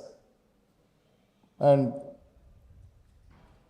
for doctors to think holistically is sacrilege, because we all like to work within our own fiefdoms, and we never bother about what happens to the rest of the body. And I was just discussing it with Dr. Vijayaraghavan here, the very same issue. And if you go within any institution, government or private, this is one large challenge which we face today. And you will be wondering, what is a Rotary governor talking about all this? But you know, Rotary has changed its colors over the last few years. Rotary now has stopped doing projects which are less impactful or not data driven. Over the last few years, Rotary has become an organization which does data driven and impactful projects. Rotary District 3232, as I would like to call it, is Chennai City. In Chennai City, we have over 170 Rotary clubs and we have over 8,000 Rotarians. And in the last 2 years, my predecessors, 2 governors, have done impactful projects which happened in Chennai City. But I am sure none of you here know even about it, because that's the way Rotary always works. One project was called Project Orange. Project Orange, if you Google it, you will get it, is a vision center. As all of you know, vision centers were a vision of Prime Minister Manmohan Singh. Following that, Prime Minister Modi and Government of India wanted to create 20,000 vision centers. And we never got around to that. And all the non-profits got together and created 1,000 vision centers. Subsequently, we formed a committee and I was part of the committee. The committee included a retired IAS officer who headed the original panel of this vision centers in the Government of India. And along with him were a panel of people who headed all these non-profits. By the time we finished that project for that Rotary year, and that project continues till now, we have created close to around 96 vision centers across Chennai City. These vision centers are non-profits and run along with various eye care majors, starting from Arvind Eye Hospital to Shankar Netralaya to CMC Vellore, and you name it, every one of them wanted to be a part of us. And today we are spreading our wings and gone as far as up north, up till Kargil, where we are doing this project along with the eye care hospital locally. The concept which we proposed was accepted by all these hospitals, and we helped them to increase the number of patients which we got in their facility. And this was something unique model, where these satellite centers would work with a base hospital nearby to increase the number of patients which they saw. And technology was brought close to a village or a town, and we made sure that every 75,000 population managed to get health care or eye care, as I would like to call it. And Rotary spent a limited amount of money to do this over that period of 1 year which it happened. So that happened that year, and we covered about 1 million population which we targeted during that period. And we continue to do this project along with the eye care majors who are part of the Chennai City. But thanks to COVID, we are having a delay in the implementation of the projects, because we originally planned 200 centers, the funding for which is completely available. And the next was last year, my predecessor, the governor, decided to do a project on giving dialysis machines to the non-profits and Chennai Corporation, the Greater Chennai Corporation. As you know, we like to work with non-profits and along with the government, and especially the local government. And along with the local government and with non-profits, we ended up giving about 140 dialysis machines the last Rotary year in 21-22. And we worked with another couple of non-profits, Tanker Foundation and along with Vocard Foundation, to increase the accessibility of dialysis throughout Chennai City, near to the places where people live and not restricted to major healthcare facilities alone. And this was one other major change that we brought about. Today, Chennai Corporation wants another 200 dialysis machines from us, and we continue to be a partner with them and the other 2 non-profits with whom we are working. And in my year now, in the current year in Rotary, we have taken up a similar project in the area of cancer, where we want to bring cancer screening for women near to the neighborhood of where women live. And in Chennai City, one thing we all understand, women do not come forward to get themselves screened. And the second was, we wanted to bring it out of the hospitals into non-threatening locations. Early detection and early intervention was the aim of the project. And today, Chennai Corporation and many non-profits are again working with us in this project to implement particular solution. And in all these particular 3 solutions which we worked with all these people, we have used technology also extensively, which was part of the holistic package that we gave to the public. But you have to understand, why does Rotary actually get into all this? Or do we work only in health? No, we work in all the areas of focus where we like to do various projects according to what each club does. But as a district governor, at the helm of affairs with all these clubs, we try to push them or give them direction to try to be a part of a larger initiative, which we try to push and get them to be a part of this. And so that's why we managed to, you have to understand that in a district like Chennai, we are spending close to around 400 crores every year on projects, which is a significant amount of money. And we would like to partner with people who are good and who would like to implement things for us in the right way. And we are always looking at new projects for whatever we want. But that's a topic for another day. Congratulations to the team behind this who have done a great program here today, to the Aura Wellness team. And it's good to be here among all of you. And I'm very sure all these panel discussions will ultimately lead to some meaningful, what I would call partnerships or meaningful way forward in the coming days and in the years to come. And I also note that the strong presence of the SRMC alumni here, many whom I've seen over the years today, and it's good to be here. And I would like to thank the organizing team who have worked hard to make this program a huge success. And of course, we have here one of the champions of palliative care, Republica, who's here today and done wonderful work. And I have had the opportunity to visit many of her sites and great work done by her. And I look forward to working with any of you who are interested to be a part of a non-profit initiative which is meaningful and impactful and data-driven. Thank you for inviting me here to this wonderful forum, and best wishes to all the panelists and the speakers who are going to follow me through today. Thank you.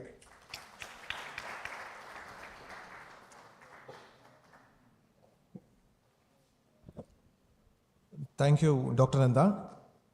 After I introduce our special guest, and after his speech, I request Mr. Shekhar, moderator of the panel, to come to the dais and invite all the other panelists. And after that, we'll do the felicitation for the chief guest, the special guest, followed by a photo session. I'll just give a small overview about our special guest, Dr. P.V. Vijayaraghavan. He's the current Vice Chancellor of Sri Ramachandra University. He's passionate towards imparting orthopedic and medical education. He's a professor of orthopedics and specially trained in joint replacement surgeries. He has published over 30 scientific articles in international and national journals. He has delivered 4 renowned orations and nearly 205 guest lectures at international, national, and the state level. He passed out his MBBS in 1976 from the University of Delhi, Maulana Azad Medical College, and he finished his orthopedics in 1979 from JIPMER Pondicherry. He finished in DNB Ortho from Delhi in 1984, and FAOI in 1991 from Switzerland, and MCH Ortho from the University of Liverpool, UK in 1992. He finished his FRCS in 2018 in the RC Royal College of Physicians and Surgeons at the Glasgow, United Kingdom. And 2012, it is Fameless Fellowship from CMC Velu. He's a Fulbright Scholar in 2015, and he's got the Best Teacher Award for exemplary contribution in the field of orthopedics from the Tamil Nadu Dr. MGR Medical University in 2011. He has guided very different doctoral theses. In 2019, he has done competency-based clinical dental education and evaluation of the urinary telopeptide as a diagnostic test for the osteoporosis in SRMC. And he's a membership in different professional bodies.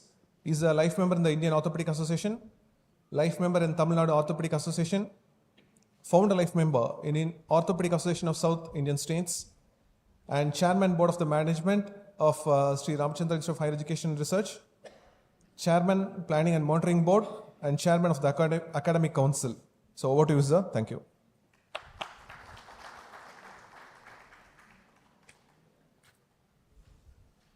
Good morning, everyone. My good friend and the present district governor of Rotary District 3232, Dr. Nandakumar, Dr. Republica, who always thinks out of the box and has been sort of focusing and developing the palliative care in this part of India. Dr. Shruti, the young descendant of Republica, who is chosen to take up the issue of wellness, which is not that clearly understood. Resource persons from various organizations who are contributing to this particular program. At the outset, I must really congratulate and appreciate the initiative that has been taken to bring in this understanding of the concept of wellness. There's a lot of confusion amongst all of us in the terminologies of health and wellness. If you look at the WHO definition, the World Health Organization's definition of health, strangely, they never brought the concept of wellness at that point in time. They just talk about the state of physical, mental, social, and spiritual well-being. And even there, the spiritual part came in much later, and not nearly absence of disease or infirmity. Having had that type of a definition, we are now looking to understand what is wellness. And we had quite a lot of talks before where they are concentrating towards wellness of occupations, wellness at the workplace, wellness in terms of employment. But we need to understand that wellness actually includes quite a lot of preventive health care. And our system, the healthcare systems, have for long been driven by consultants. And because consultants are good at treating, the curative aspects only got the importance. The preventive and rehabilitative parts were not given that much importance. So now this concept is changing. You see any corporate hospital, there are any number of preventive programs like master health checkups. And there are also many rehab centers which have come up under the banner of a hospital itself. But today's concept is also changing. We all know that if Muhammad cannot go to the mountain has to come to Muhammad. And this is exactly what Republica is trying to do. I must also quote the analogy of not being communal to say that we have got any number of TTD centers bringing the Lord Tirupati to various places for people to worship. So the traditional medical system of practice that we have been doing actually concentrated purely on curative care. Because India's population is also very high, the curative problems itself is so high that we hardly could give importance to the wellness concept. Now the government of India is trying to open up and integrate the various health systems. See, we were talking about India being the originator of yoga, but not being picked up by our own people. We were the originators of Ayurvedic treatment, but that also not having been picked up sufficiently well for want of scientific evidence.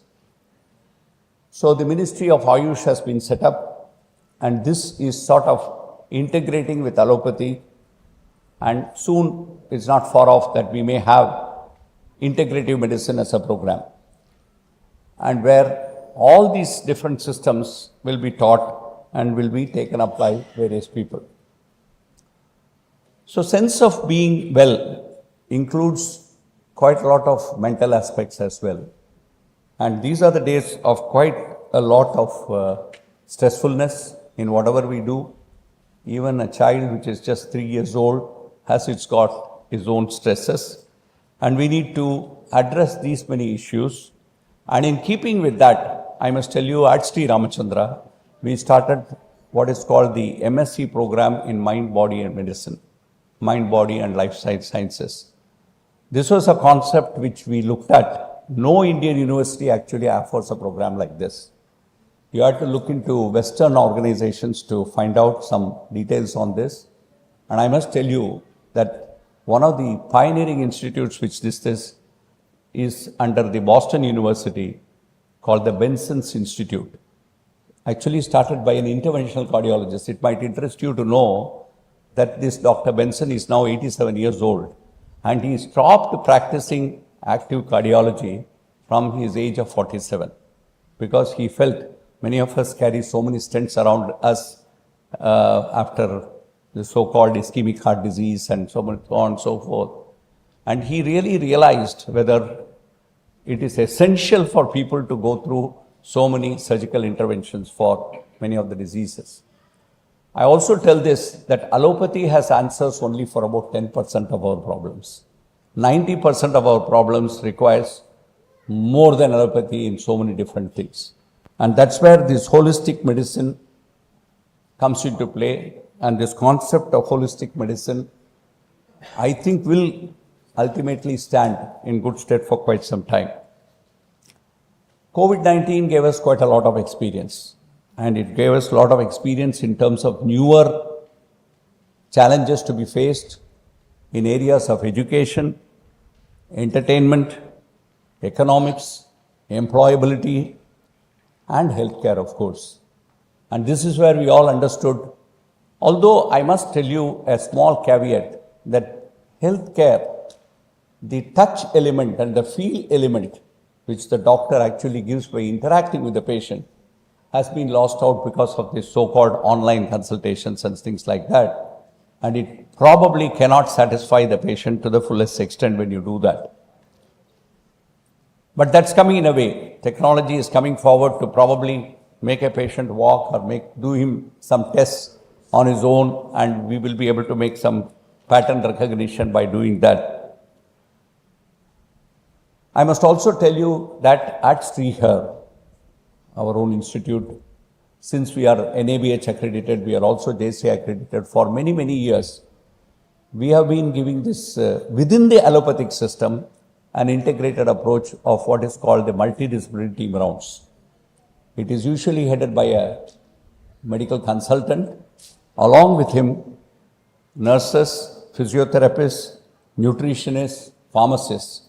All these people sort of put their heads together to formulate the plan of treatment for a particular patient.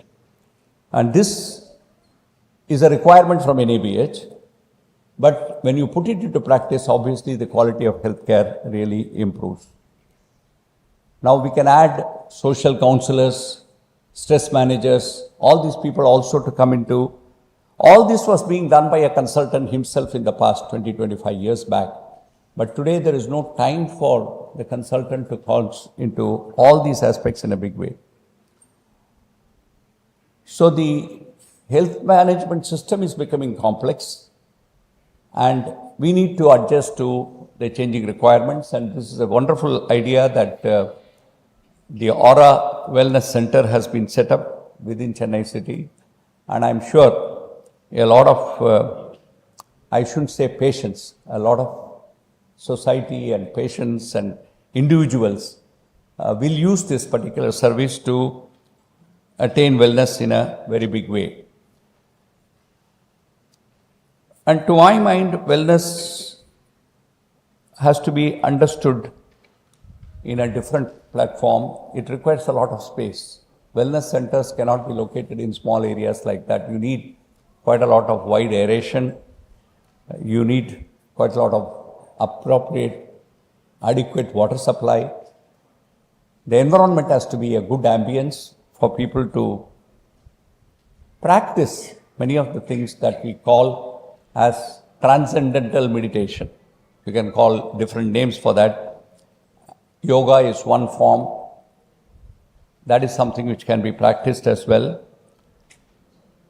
And we also know that when you come to workplace-based wellness programs, the HR takes the cake in terms of organizing many of these things.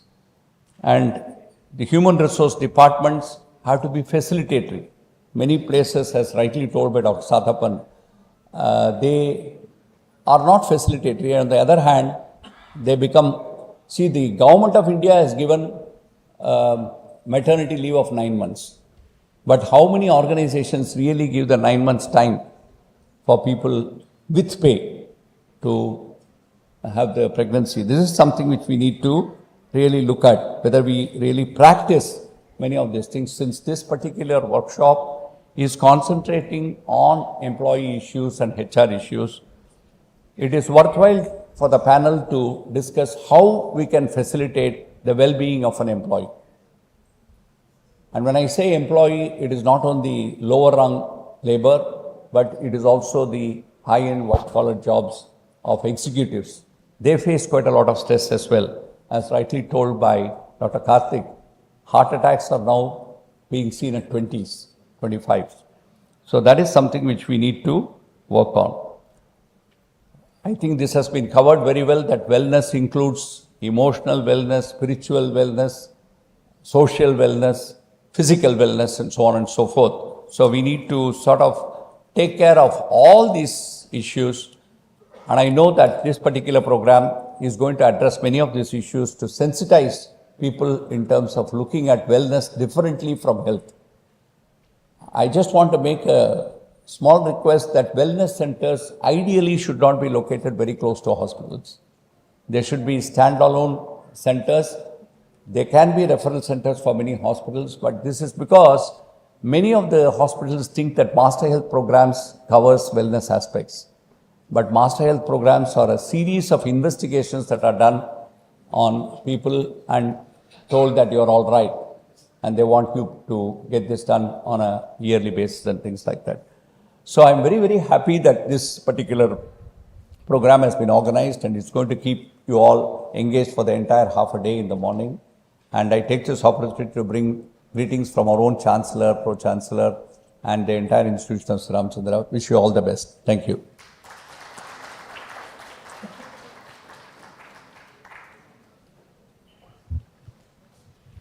Thank you, sir, for the wonderful speech. Now I request Mr. Shekhar to come out to the dais and take over. Yeah, Shekhar. So we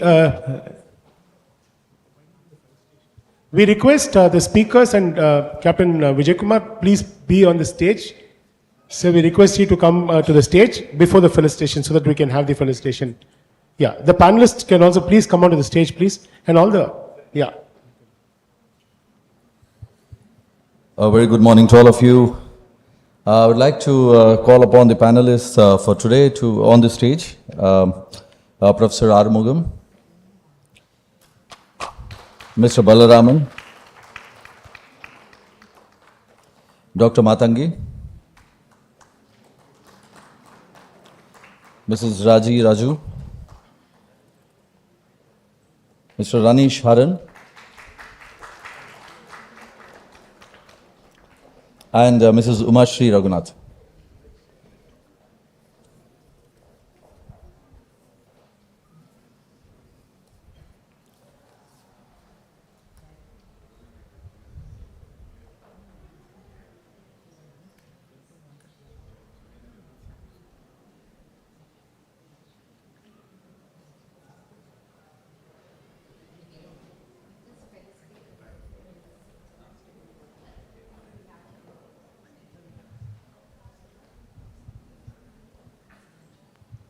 Yeah, I'd requested already, Shruti, please come on and then Doctor. And yeah, sir, we called for you. Please.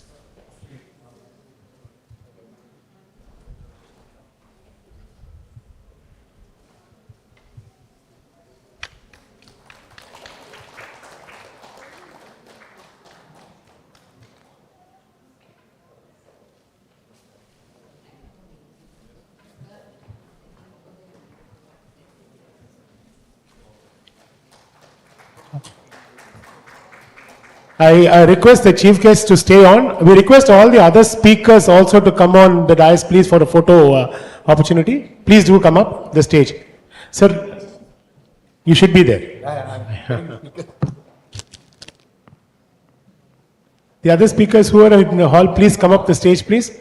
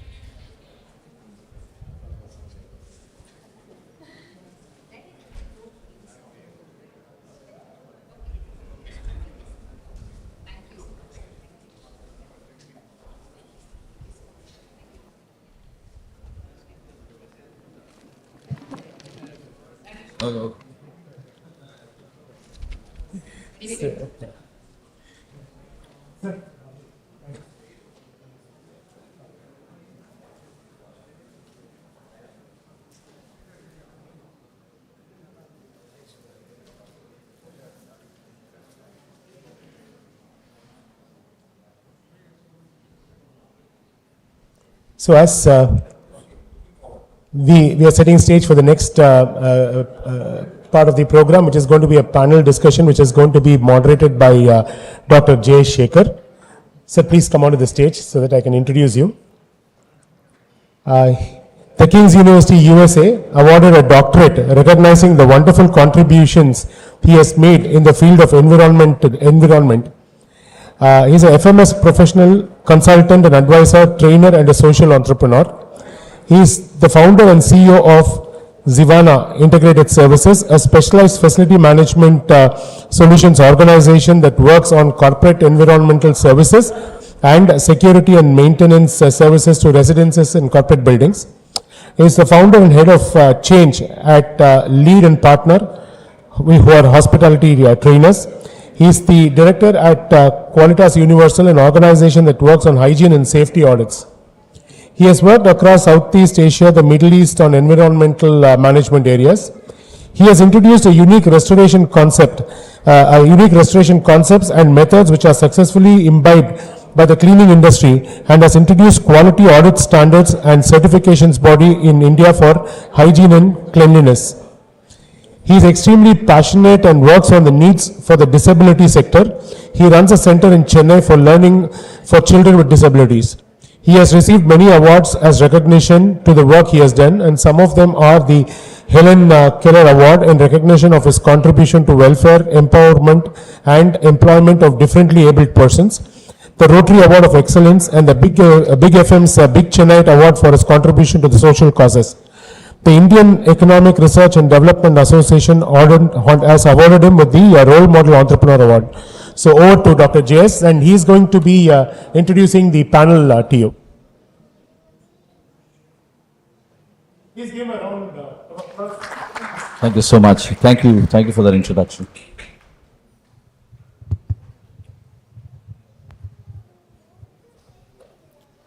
Thank you, and welcome all these illuminaries on the stage today. I would like to introduce them to all of you, and it's a privilege to be here having a panel discussion on wellness.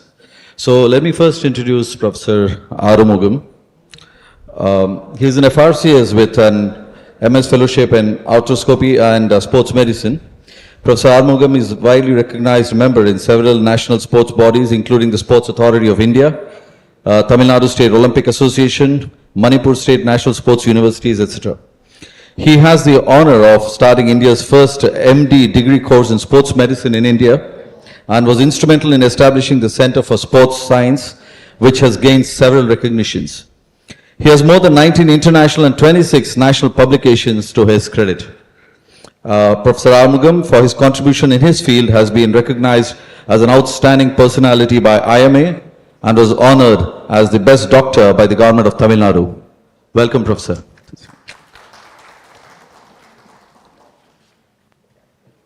We then have Mr. Balaraman, who is the co-founder and president, Congruent Solutions. Mr. Balaraman has a master's degree from the IIM Kolkata and also holds a mechanical engineering degree. He has over 3 decades of experience in the high-tech industry. He is a visiting faculty at the Department of Management Studies at IIT Chennai, member of NASSCOM Regional Council, and currently the president of the IIM Kolkata Alumni Association, Chennai chapter. As the president and CEO of Congruent Solutions, he has steered his organization through diversification and growth to emerge as one of the pioneers in the retirement technology solutions and outsourced retirement administration services. Mr. Balaraman has been awarded by the Economic Times, recognizing his contribution to the IT industry. Welcome, sir. We have Dr. Matangi with us, Professor and Head, Mind, Body Medicine and Lifestyle Changes at Sri Ramachandra Institute of Higher Education and Research. Certified life coach and adolescent coach with about 25 years of teaching and related experience. She has mentored and guided students for over 20 years as a professor in medical colleges, helping them in believing in themselves. That's unique. Her approach in guiding youngsters to steer themselves towards success is a highly applaudable effort. Welcome, Dr. Matangi. We also have Mrs. Raji Raju, Senior Vice Chairperson, FICCI FLO. Mrs. Raju is a partner in Sthalam Decors and a Senior Vice Chairperson in FICCI FLO. She is also part of the YPO Regional Board in South Asia and a panelist for Isha.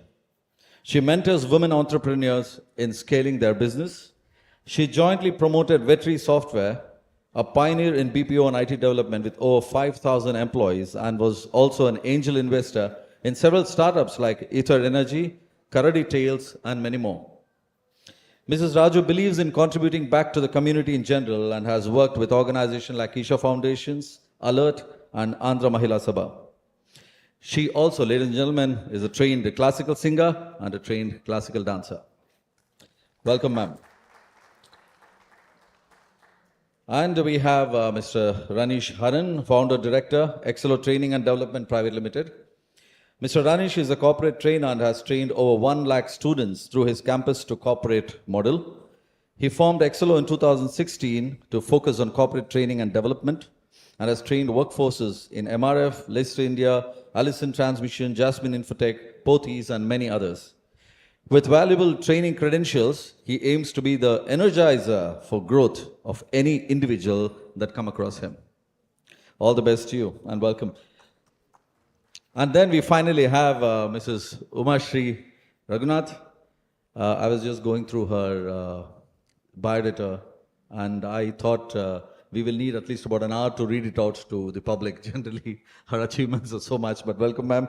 She's a Director, Global Program Management in Ethos. Mrs. Umashri is a Commerce and Law graduate, a PMI certified project management professional with over 22 years in the IT industry. She has worked in some of the best corporates, ABN AMRO Bank, Hewlett Packard, Dishnet DSL, Asset International, and is currently the Global Account Portfolio Manager in IBM. She's an active blogger, author with quite a few books, including a book on the achievements of Siddharth Jaikumar, which I'm sure most of you must have read, who is positively abled, that's what she calls him, and he's also a cerebral palsy person on whom this book is inspired and written on. She is a motivational speaker, works on mental illness, rehab, and re-employability in society, an activist supporting transgenders, destitutes, orphans, HIV-affected, and differently abled persons. Mrs. Umashri is a recipient of several awards, including the IBM Superhero Award, Real Life Superheroes Award, Woman Icon Award from the Rotary, Outstanding Leadership Award, and interestingly, she was also runner-up at Mrs. Chennai 2009. Ma'am, welcome. So while we have, I would say, close to legendary personalities on the stage today, this session is going to be for what, 2 hours, 3 hours? Or okay, they're just giving us 20 minutes, but we'll try to make the best use of it.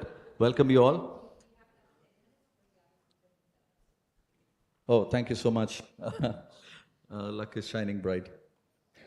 The session is on pursuit of wellness, and it reminds me of this phrase, pursuit of happiness.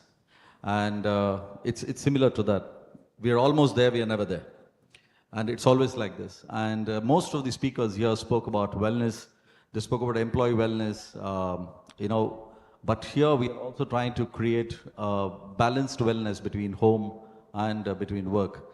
And most of us do not understand the term wellness because we feel this term often gets hijacked by interested commercial establishments in taking us towards their direction of the idea of wellness. So we have the panelists here who are experts in this field with their own experience, and I'm sure they can throw a lot of light on this subject. So we will start with Dr. Matangi, in your experience. Could you please describe for our audience here, what do you think is wellness? At the outset, thanks to Team Aura for calling me here. And it's really nice to be in the midst of the luminaries here. When I look at the CV, I feel like I'm a speck here. Thank you for that. If I'm going to say what is wellness, I'm actually going to repeat what ma'am beautifully explained on what is wellness. So instead of going into that 8 pillars of wellness, I would just like to say, like, I get up and I look forward to the day. And when I go to bed, I'm happy and get a good night's sleep. If I can do that, I'll say I'm perfectly well. If I'm just going to say that, when I work, I'm happy. When I get home, I'm happy. When I'm with anybody, there is happiness there. And that happiness, it's there even when I'm alone with myself. And I go to bed, beautiful sleep, wake up with a beautiful dream, which I actually make it a reality. If How I can many do of it, you it's envy her wellness. here? How about you? I'm a little upset that I got people who put up the hands were all on the other side of 50, but this side is on the right side of 50. If they said it, I would have been very happy. I think all of us were that when we were in our school.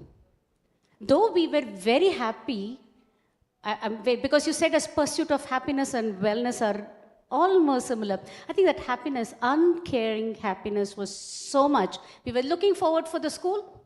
We were equally looking forward for the vacation. We were equally more looking forward for the surprise leave that we get because of the rains at Chennai. For everything we had a plan, how do I take my day? And for everything, I knew how I can get the permission from my parents too for that.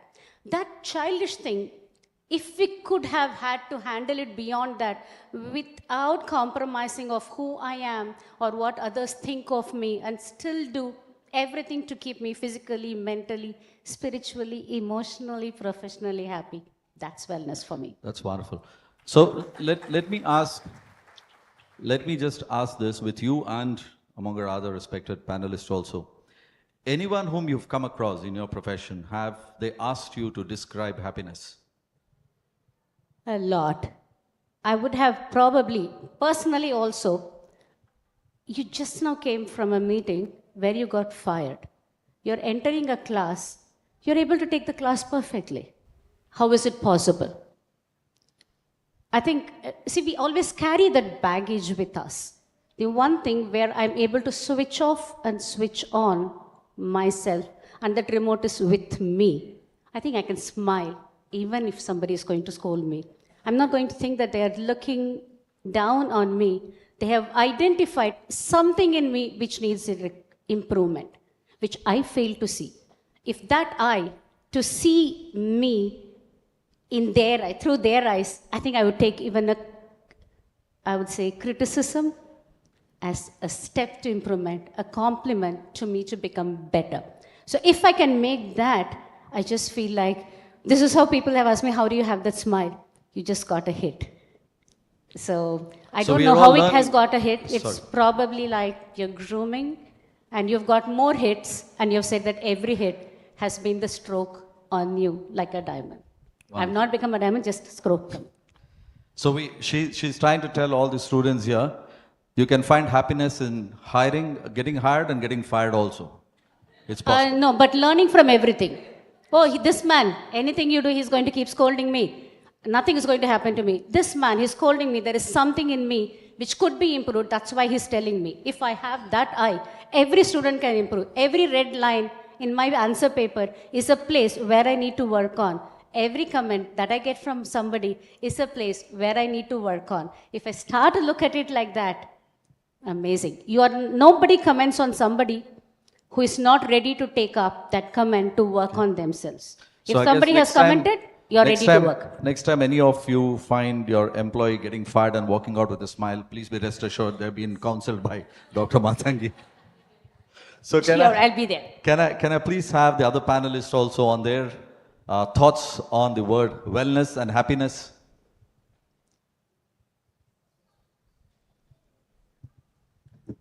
Yeah, see, being a medical doctor, and I must tell you already, Dr. Vijayaraghavan also kind of alluded in his speech, we always trained or we educated to treat the sick people.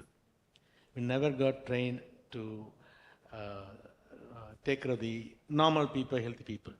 That was a big change, big paradigm of change happening now.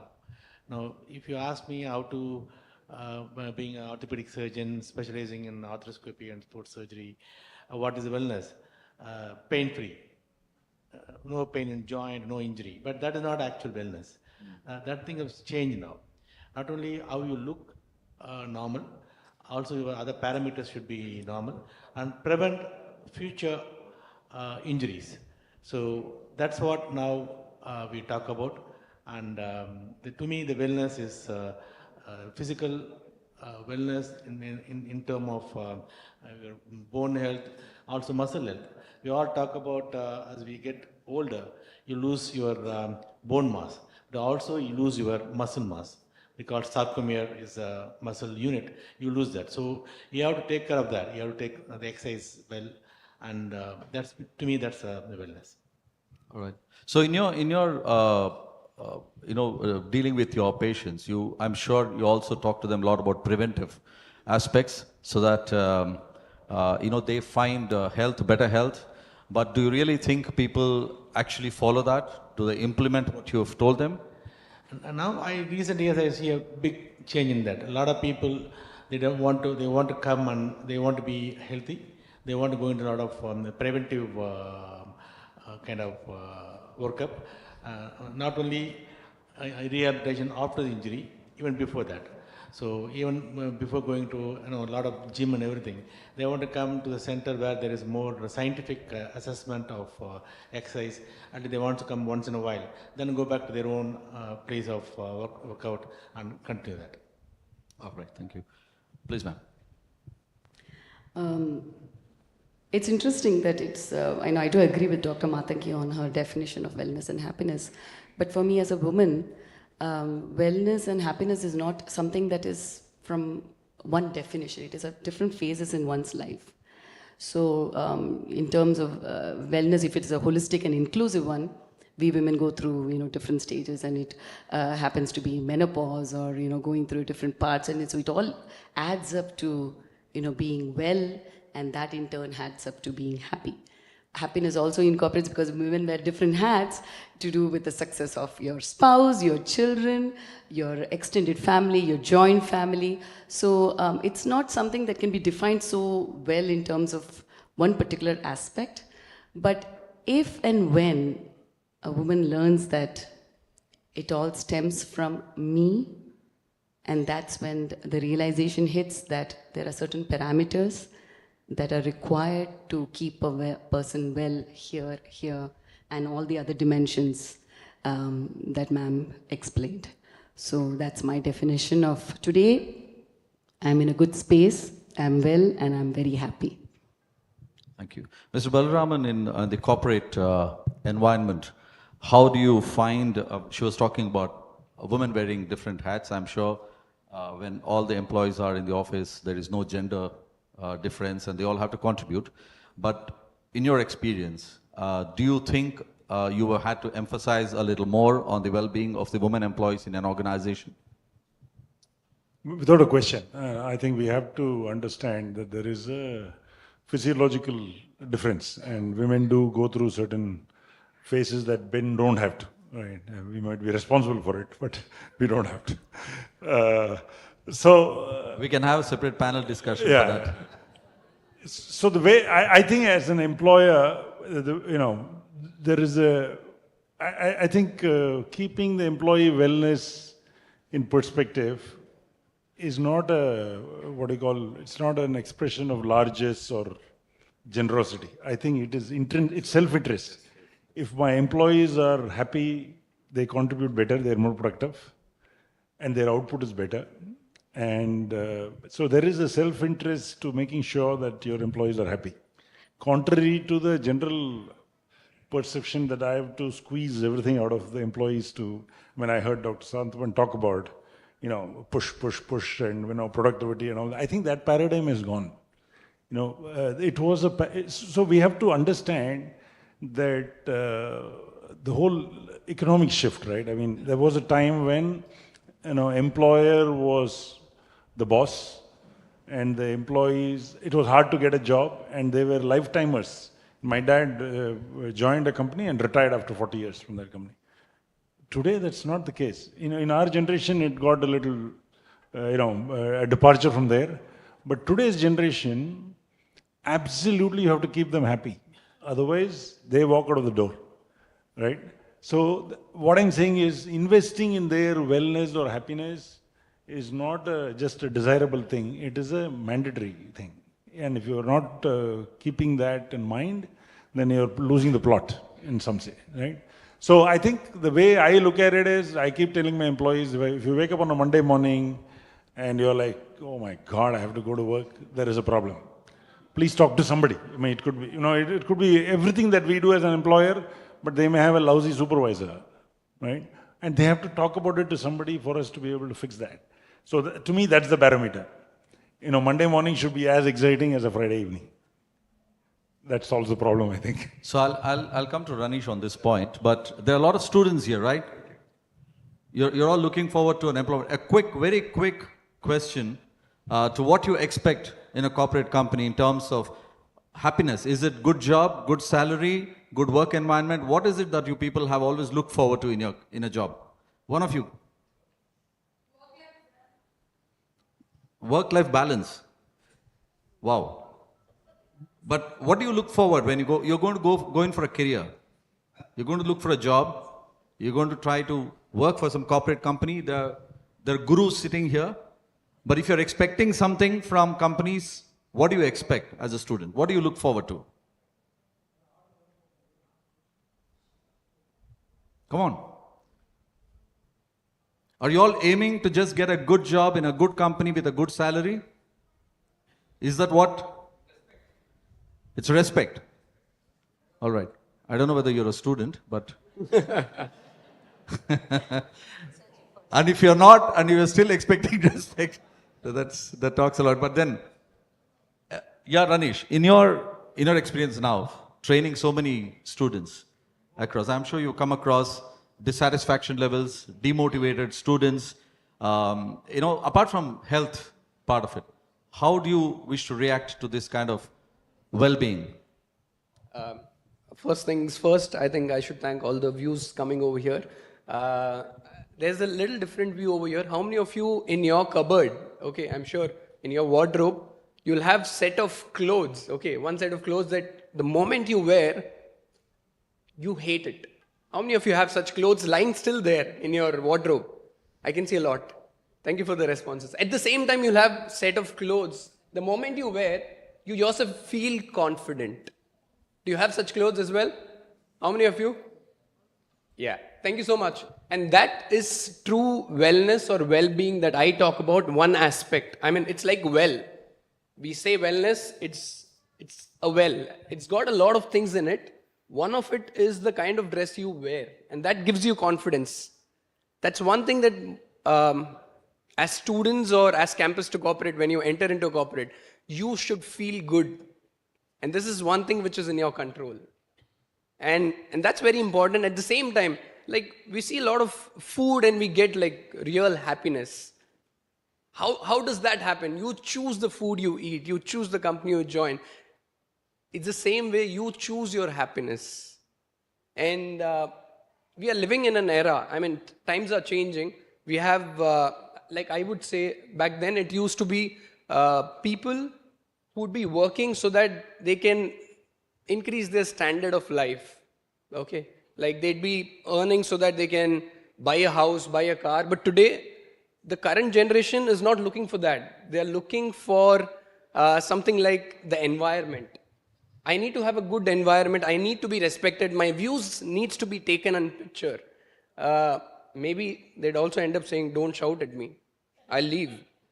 So that is also something, because I think the kids today have become or been raised in such a way that they are not being shouted. So when they go to corporate, when they do mistakes, it becomes difficult for them to take in. Someone is shouting. How are they shouting? My parents don't even shout at me. I'm not comfortable over here. I'll leave. So shouting is part of the employer's happiness or employee's happiness? Eye to the beholder. I mean, how do you look at it at the end of the day? I mean, as I think over here... We have to approach Dr. Matangi for it. Yes, she did say about it. And again, you can take it as a stepping stone.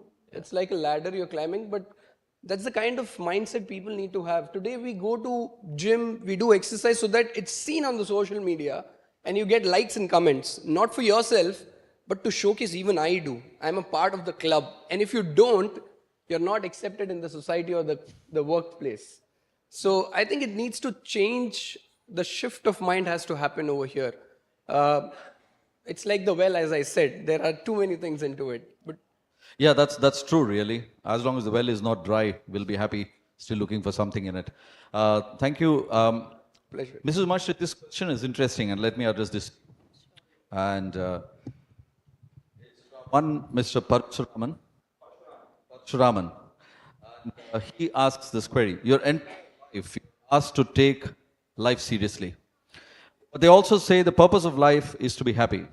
So how can you be seriously happy? Nothing can bring you peace except yourself. Happiness is something that needs to be inbuilt, you know, like the old adage goes, like laughter is the best medicine.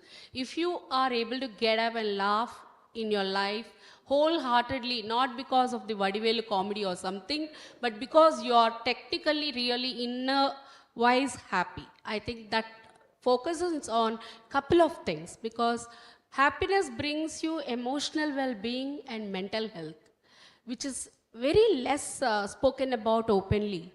And all of us go through this called fancy term stress, whereas there is nothing like that. It only depends on how we perceive each situation. So what happens is the happiness needs to be part of your life in whatever way. You don't need to keep giggling all the time, but not feeling irritated or responsive for smaller things. I think that is the transformation that will make you face any situation. When it comes to falling in the four wells that all of them were talking about, the physical wellness, the mental wellness, the financial wellness, and the social wellness, all that starts from your mind. And that mind actually controls how your body responds to everything. I was also very careless till I hit my 40s and not caring about my health. And suddenly one day I wake up to run to Dr. Republica, who jumped to take, proactive action to save me from a stroke. But that made me realize how I take myself, absolutely failing on the 3 A's before falling into the 4 wells. The 3 A's are, first of all, awareness. Awareness of your body, your needs, your health, your situations, how you react, and all this. That substantiates your both physical and mental wellness. So first of all, that awareness is something that all of us need to build. And second is acceptance. Accepting the limitations or the strengths of your body.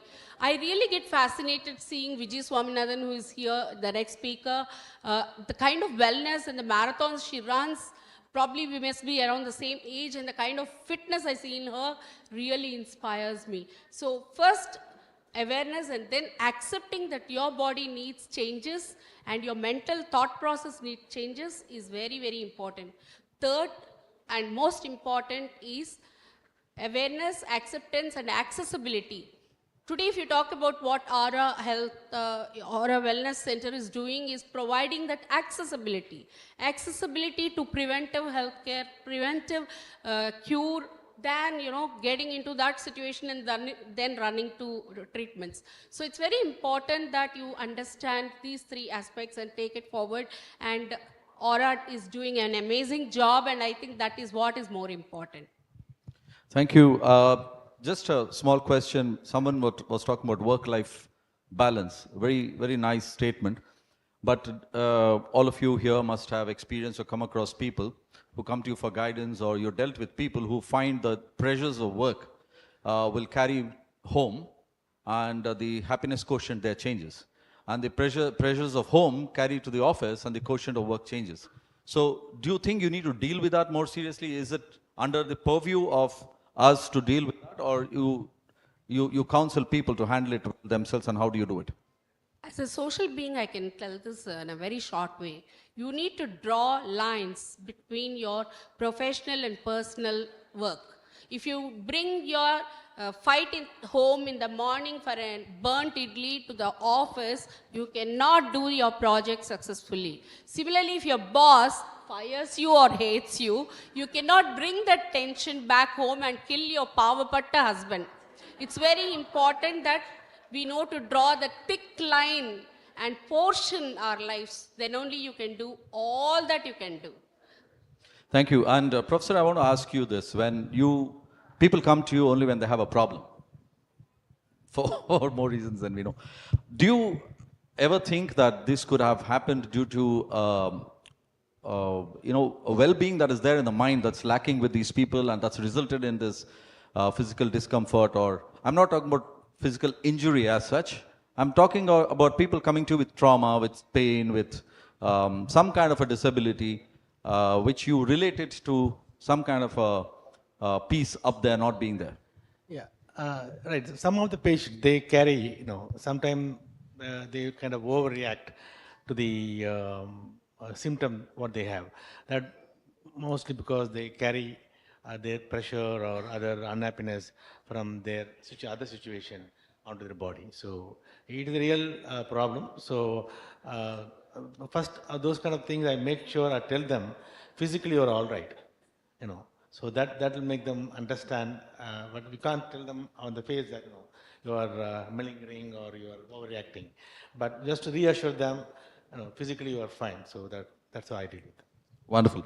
Okay, we don't have much time, but it's beautiful to see so many queries coming in. I'm not sure whether we'll have time for all that, but let me try to see if we can cover as many queries for the panelists as possible. Thank you. Okay, there's a question from Mr. Muralidharan, who's here. Any of you can, of course, answer this. What can the government do to improve the wellness of a senior citizen of our country?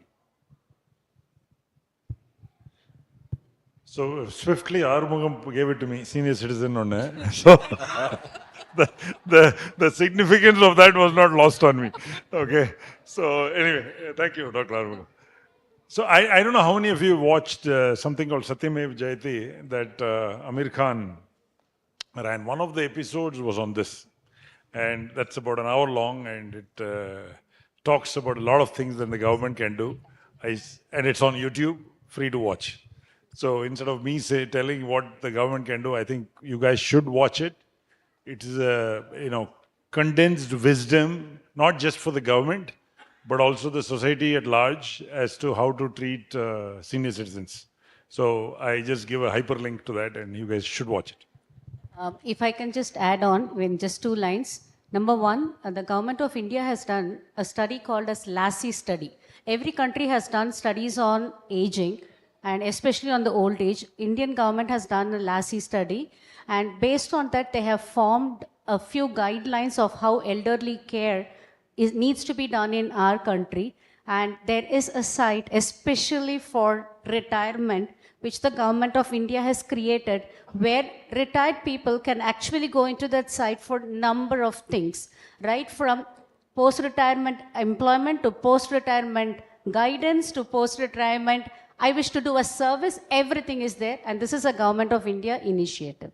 Wonderful, thanks.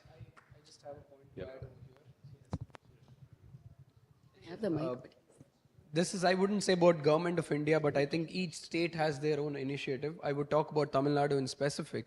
I mean, if this is something I've observed across wherever I live in the area of Chetpet and other places, there could be more parks that can come in, like park, where people can actually get together. Like we have an eco park that's in Chetpet, and I see that becomes a platform for people to catch up. One is with nature. Second, a lot of people where they bump into each other, they have a company where they can walk together. So if there are more such initiatives done, a meeting point, a point where people can meet, I think that's something that has been missing, at least over here. I can see in Tamil Nadu. I'm not too sure of the rest of the state. So that's probably something that the government can look into. The physical aspect of us, walking around a park is very good. And also for them to let out, they get to But talk. is there a concept of mental parks? Yes, there are. When they go to the physical park, they get to talk, they get to share. And that's something which really improves their mental Just to health as relax well. their mind. Yeah.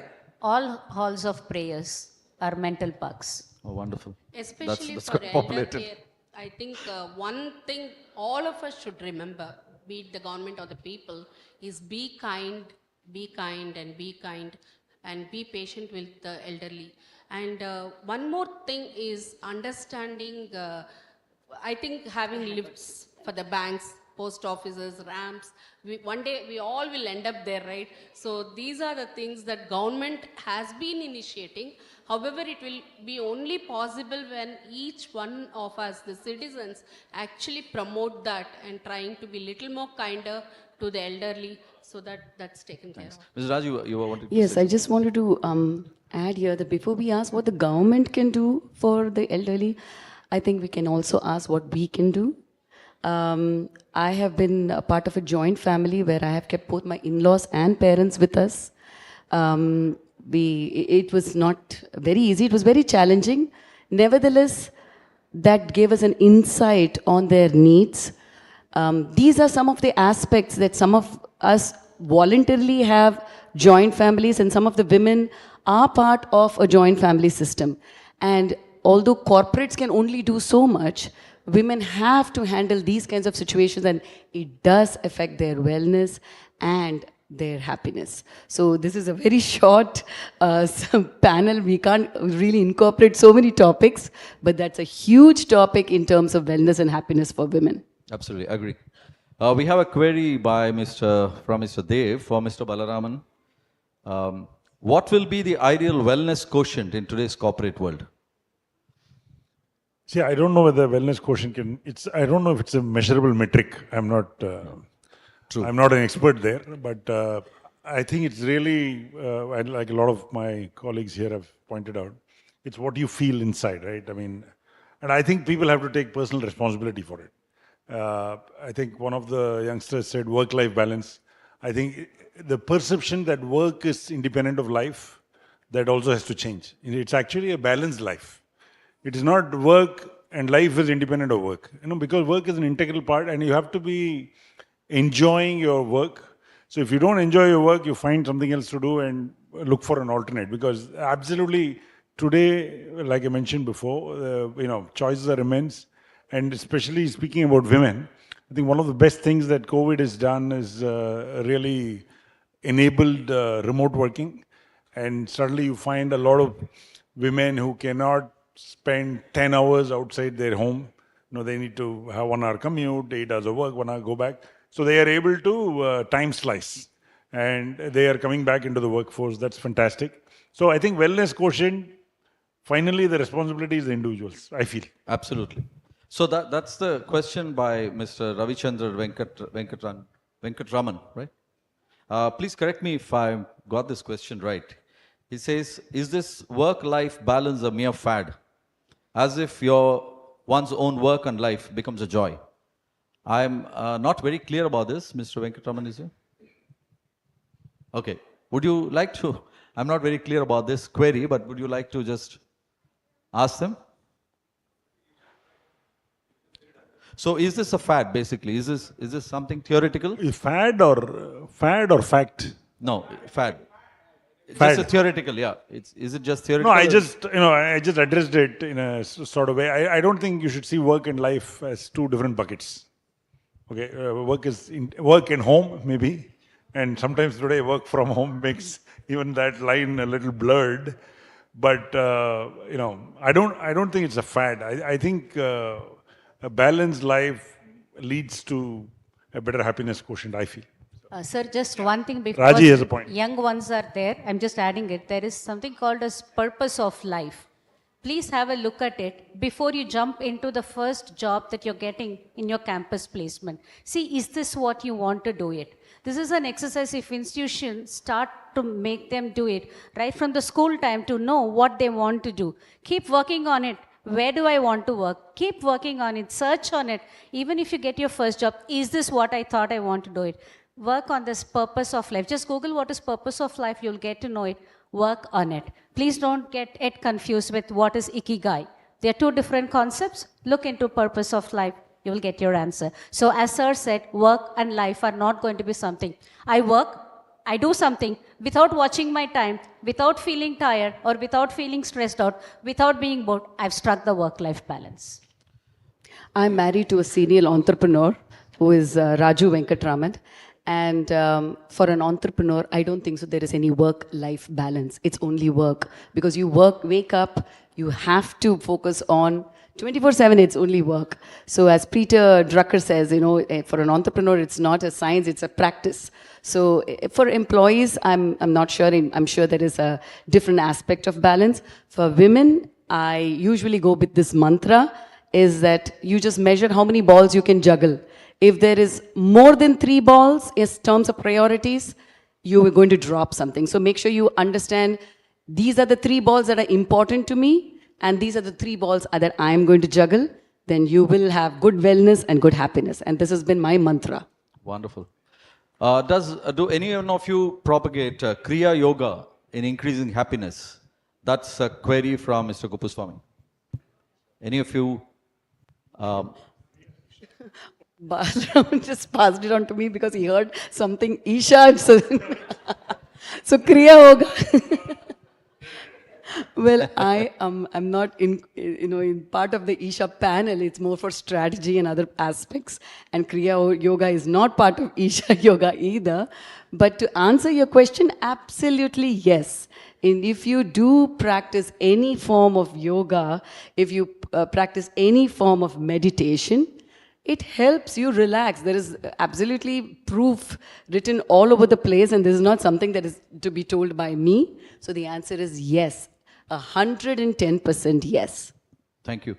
We don't have time, so we'll conclude with the final 2 queries from the audience here. Interesting. How to build emotional intelligence and kindness together in the workplace. I thought emotional intelligence means that you will learn to be kind also. So how do you build them together in workplace? Is there a formula for that? I will go, sorry. Sorry, we guys tend to dominate a little bit. So I think one of the key things you have to develop is the ability to look at yourself. I think it's a reflection, some techniques that help is, end of the day, just reflect back on your day. Look at not just what happened in terms of the output you gave, but also in terms of interactions that you had with people. It's a tremendous way to, learn. And irrespective of how much the other person might have been at fault, I keep saying, if I have a, argument with Dr. Armugam because he called me a senior citizen, just joking. So if I actually have to, cannot assume that it's 100% his fault, right? It could be 70-30, it could be 30-70, doesn't matter. But I take ownership for that part which is mine. It could be the 30%, it could be 70%. So if you do that, I think on a daily basis, you actually improve the ability to look at yourself, and that's how you build emotional intelligence. A lot of people you would have seen in meetings, I've seen, people are looking at you, but they're not really listening because they want to say the next thing. Okay, they're not even listening to what you're saying. So listening is an important aspect of EI, I think. So I think if you practice that, it will develop. Again, there is no, metric, no instrument that measures. Absolutely, I agree with you. The last point, query for the day, I suppose, why is the mind very sensitive to others' behavior or provocation? Question by Mr. Venkatraman. Want me to answer? Why is the mind very sensitive to others' behavior or provocation? I'll just give it in a very simple way. I want others to think about me, but I think about others. It is, everybody should think about me. Everybody should think that this will hurt me. So they should not talk like that. But vice versa, do I first think about myself? Like how Sir said, do I reflect upon myself? Like for example, the simple thing which he said, like happiness and other things, if I'm going to go back to that question on this part as well, I start to think about it and see like to whom and all I have placed my gratitude today. I'll make that list. But do it vice versa. For whom and all I gave that gratitude. Right? So in their gratitude list will my name be there. If I start to think like that, I'm sure I'm going to become a beautiful mind in a beautiful body So as is that well. part of the kindness exercise or a gratitude exercise? Yes, I'm just telling like what Sir said, if they are going to journal it, they'll just see that they are evolving. Today, I practice gratitude with. I make a list. I felt gratitude by. I make a list. There should be a day I practice gratitude with is much, much more, and I'm able to see I felt gratitude with. That means I am becoming beautiful, I'm seeing the beauty of others. And that's the beautiful mind. That's nice to hear. Thank you so much. And we have this very nice conclusion, clarification by Dr. Pratikachari, Pritikachari. Oh, yes. Yes, Doctor. Wow. Very well respected doctor. Thank you so much for being here. She says work-life integration is more important than work-life balance. And that should serve the purpose in what you should do. So work-life integration, wonderful. That's amazing. So ladies and gentlemen, this pursuit of wellness will continue. And thank you all the panelists here. Thanks to RMD and MMA for calling me over here to moderate this session.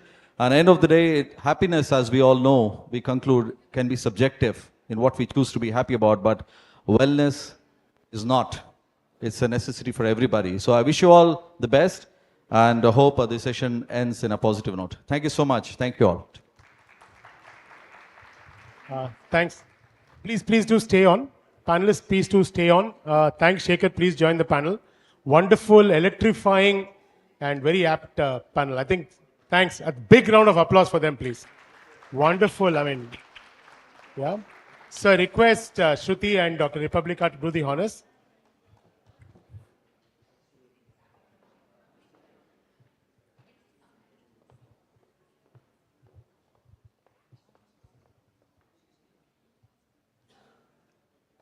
As we do that, I request Team RMD and Team Aura to please come on to the stage for a photograph.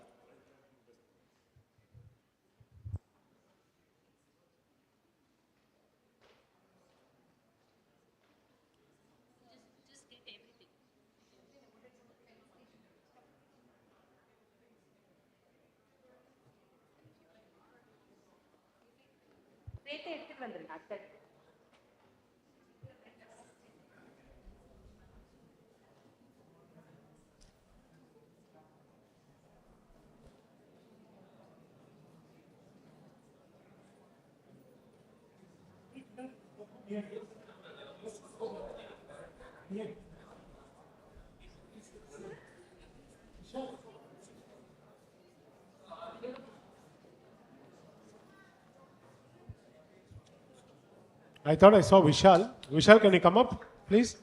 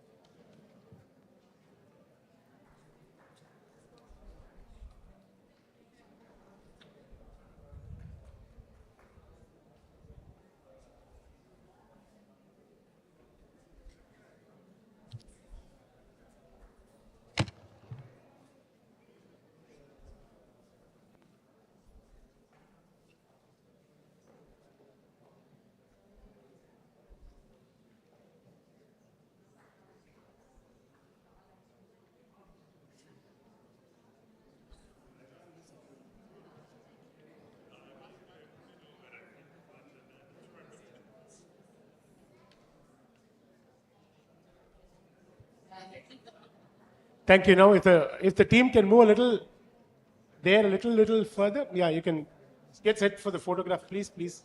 The team.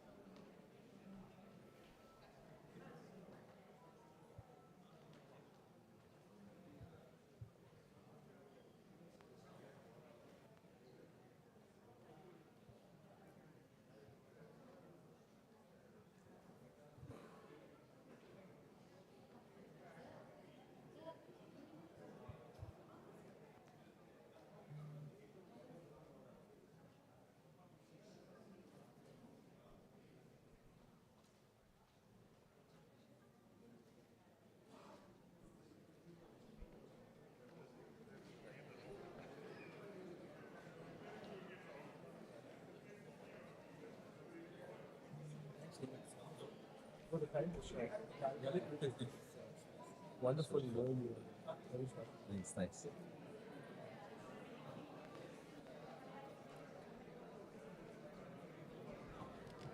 So we are going to the next session. We have 2 more speakers, and then there is lunch for us.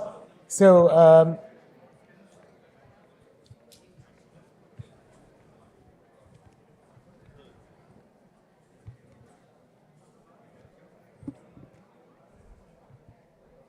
I'm going to invite Ms. Vijay Swaminathan, the next speaker, to the dais, and let's do a quick introduction.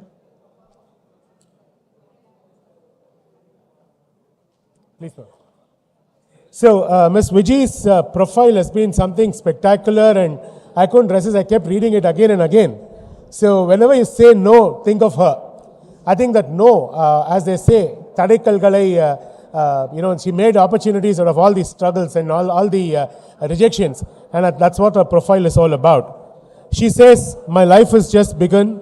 I want to ideate and start more companies, initiatives, health-based events." Yeah, I request some silence. If you have any discussion, I'm sure it's very important. You can go out and have it and come back. Yeah? So, can we request silence, please? Thanks. So, as I said, she says, "My life has just begun. I want to ideate and start more companies, initiatives, and health-based events." A no changed her life, she says. She challenged her parents about women in business and created a successful path. When they said that women and business were not to go together, she defied that and she created a path. She is the MD and CEO of Woodpecker Furniture since 2000, a brand that disrupted the furniture market in Chennai and brought in organized way to sell that gives a holistic experience to the customer.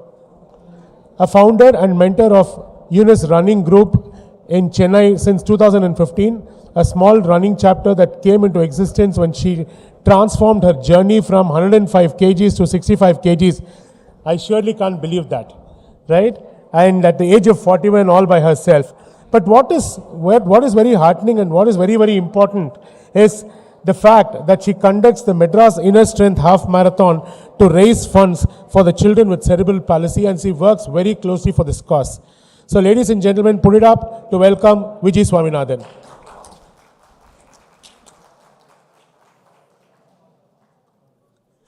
Okay, thank you so much for having me here. Special thanks to Republica. We studied in the same school, and not a day goes without being proud of her. Thank you so much for having me here. Okay, so I think the topic given to me is mind, body, and work, right? So I'll be talking on that. The first thing is we as human beings, we carry a lot of baggage as we grow. The baggage starts right from our childhood, which forms scars in us. And that childhood scars, we carry it into our teenage. And the teenage scars, we carry it into our college. And the college scars, we carry it into our work. And from the work, hand in hand goes marriage. So throughout, we carry a baggage. You keep deleting things on your phone so that your phone memory stands. You keep deleting old clothes from your cupboard so that your cupboard space becomes free. But do you take a minute to clear the baggage that's there with you? Right? That's something that we don't do. So that's something that we have to learn as adults, is what I firmly believe. And I have learned it by nothing, but just by experience. You'll not believe that I'm a person who has been through depression 3 times. And it's not easy. And most of the time, the family members don't understand that there is something called as depression, because they make joke that you just want to give an excuse. So the next time someone says that they are feeling low, allow them to speak. Be there to listen. But how do you help yourself when you're going through depression or when you're going through your own baggage? Everyone has baggage. We were talking about wellness, happiness, and everything over here. We were talking about questions like work-life balance. Guys, we are working to earn money so that you can spend the money on your family and you can lead a comfortable life. But none of us are actually doing it. We're chasing money so that our bank balance becomes more. And once the bank balance becomes more, it's time for retirement. And when you're retiring, you're going to the hospital to spend on your health. So I firmly believe that everything is a side-by-side process. Right from the young age, can you cultivate the younger generation? It can be your kids or it can be anyone. Can you cultivate them into something called as exercise? It's not about marathon, it's not about going to the gym, it is not about lifting weights, but anything that makes your body move, anything that you like. Don't be forced to do anything. So that gives you the dopamine effect of feeling good. Every morning, wake up to that. There's not a day that I've missed my workout. My body goes through its own transformation. You must have heard that I was 105 and I am 65. No, I'm a little more than 65 right now because I'm going through my own body challenges. I've been through body shamming, wherein I was the fattest girl in the class. But that doesn't change you, right? You have to start loving yourself. So mind has to be cleared, the baggage has to be moved. And for that, you need to spend time with yourself in the morning. Ensure that you wake up a little earlier than before so that you can give your time to yourself. A head start by a couple of hours will give you that peace of mind. I am wide awake before my family wakes up almost 2 to 3 hours. So that 2 to 3 hours is my time. Head start. It can be anything. So you'll have to rearrange your calendar. You have to do things that you like in the morning. It can be anything. Meditation is a very big word. Yoga is a very big word for us. But keep moving your body and do small things. Meditation can be as good as listening to any of the sacred chants. Can be Vishnu Sahasranamam. Can be anything as per your religion. Can be just doing your own work, sitting to yourself without the phone, without anything, just yourself. There's something called as journaling. Just write your thoughts. It can be anything, right from positive, negative, so that you've already spilt it out. People say that journaling, you just bring out only the negative. No, I firmly believe no. It drove me to another bout of depression. Write out even the positives. Write out why you're happy today. What are you going to do today?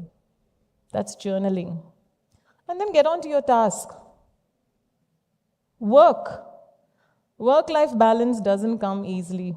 Work-life balance comes only when you like what you're doing.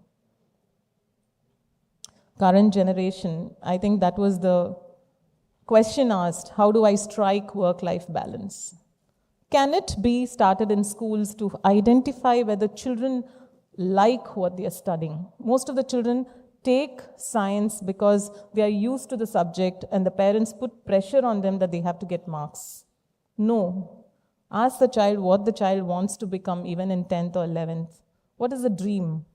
And ensure that every child has at least 2-3 focus areas. So even if one doesn't work out, the other may work out. I know a dad who supported his son into studying for the pilot because he was passionate about it. But somewhere the son didn't find a job as a pilot. He was failed every time. We don't know why. But today the son is heading the manufacturing unit along with his father. So somewhere give space to your kids. And if it's for you, ensure that you have 2 to 3 focus areas. My focus area is transforming people and being an entrepreneur. So I'm focusing on those because you'll find multiple things about me on my profile. So that's about me. But ensure that you do something you love. The day should be filled with 80 to 90% of what you like and 10% of what others like.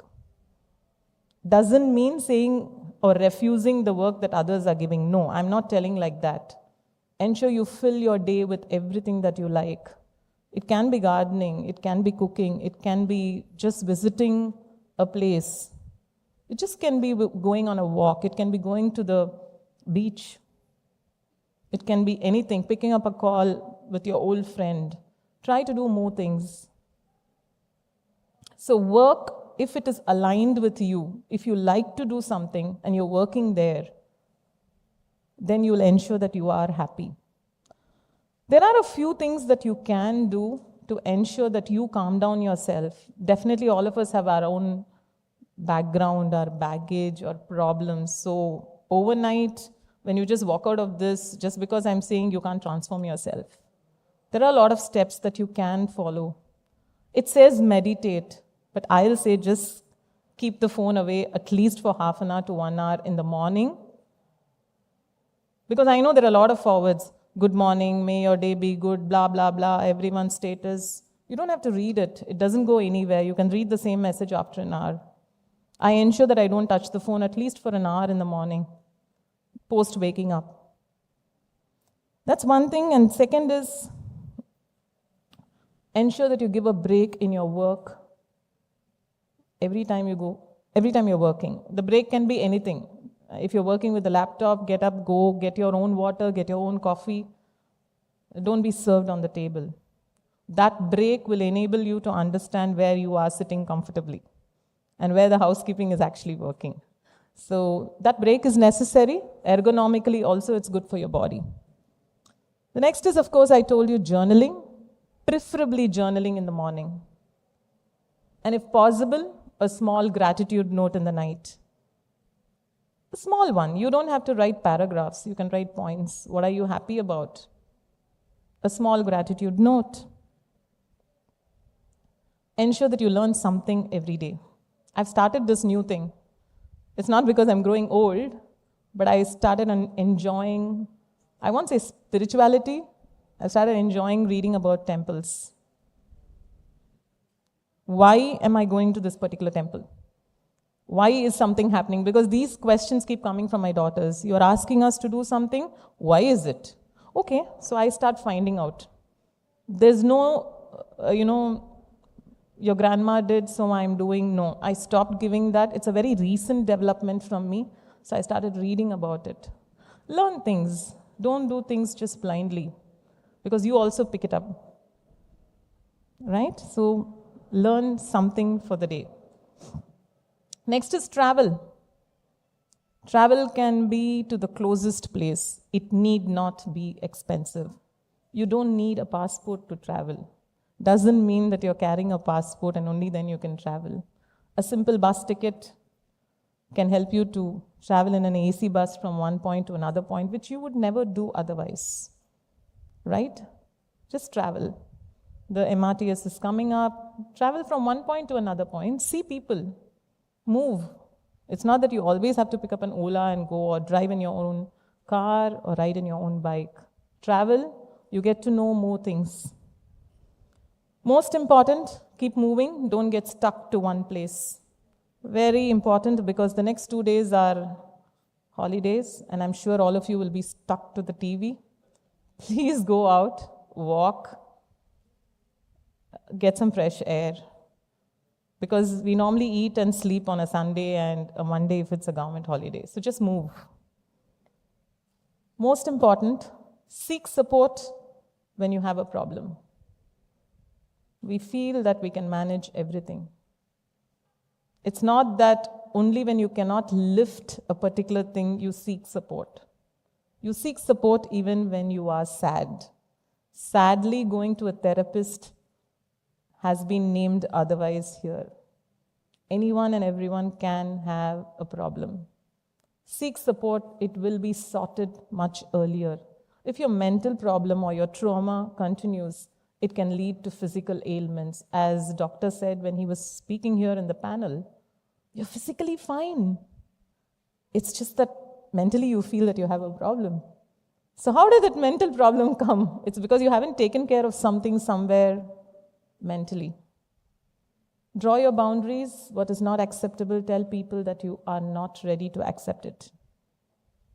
I learned it late, I learned it hard, but I've started practicing it. And whatever I'm talking today is only out of experience and not book knowledge. I did get points, but it's more so out of the heart. Next is give yourself space. You need not be there for the family and friends always. You are a lone human being.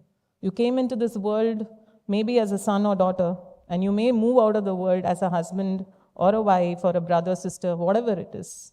Relationships came much later. But you are you, and no one can be like you, and there was no one like you, and there'll be no one who will be coming also like you. So give yourself space. It's okay to be sad. It's okay not to be okay. It's okay to be happy alone. It's okay to do things alone. The next is, and the most important thing is, be grateful. How many of you write a gratitude note at the end of the day? Yes, that's fantastic. Please be grateful. We always crib and cry about what we don't have. Can we be thankful to what we have? They always say in Tamil, I've heard my grandparents tell me, when you keep crying, they say in Tamil, daridram will come inside, which is poverty. When you're smiling and you have the gratitude, only Lakshmi will walk in. And I believe in that. So please be grateful. Rather than spelling your journal with all the things that you don't have, write a gratitude note in the night as to all the good things that happened. I may have crossed depression thrice, but I'm happy to be speaking here. And I know I motivate a lot of people, as Uma put it here. And I'm so happy about it. Lowest ebb, but still you know you are shining bright in someone else's life. Last and most important, be very conscious about what's going inside your mouth.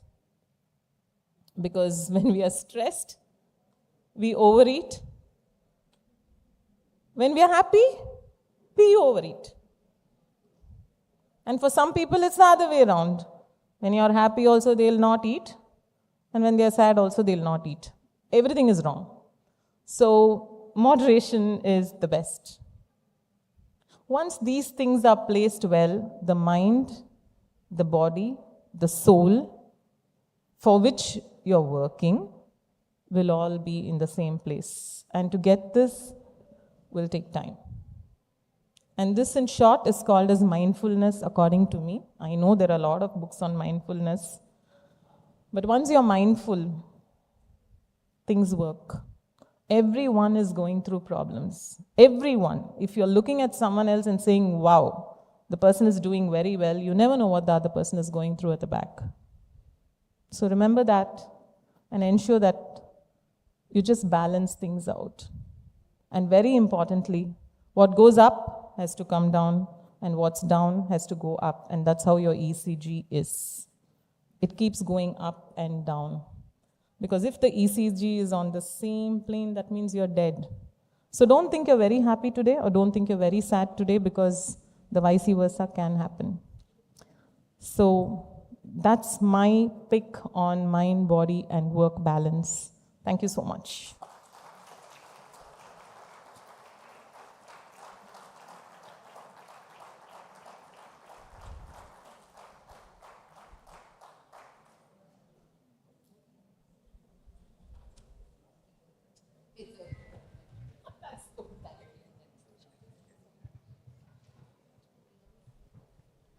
I request Shruti to come and fill state, the speaker.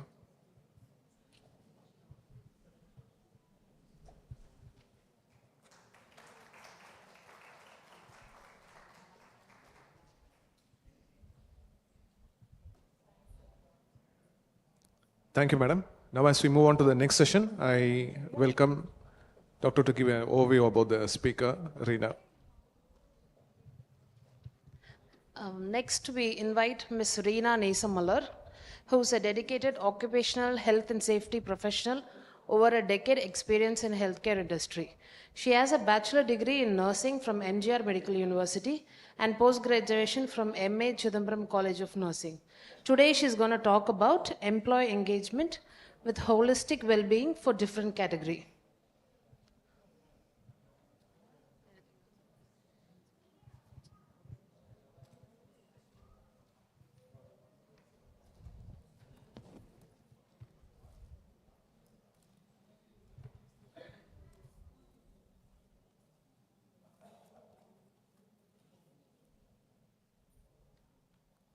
Hi everyone. I would like to thank Dr. Republica ma'am for giving me this wonderful opportunity, and also the RMD team and Aura Wellness team. I would like to request everyone to stand up on your place, please, for a minute. So we'd like to have some refresh section. So you have been sitting for a long time, right? Okay.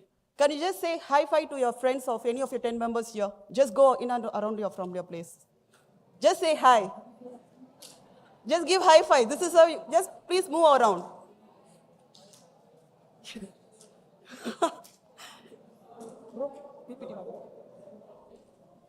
10 high five.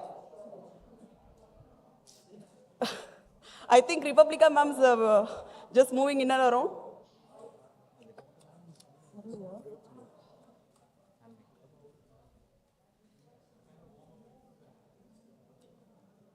Okay, hope everyone said high five to your friends, right?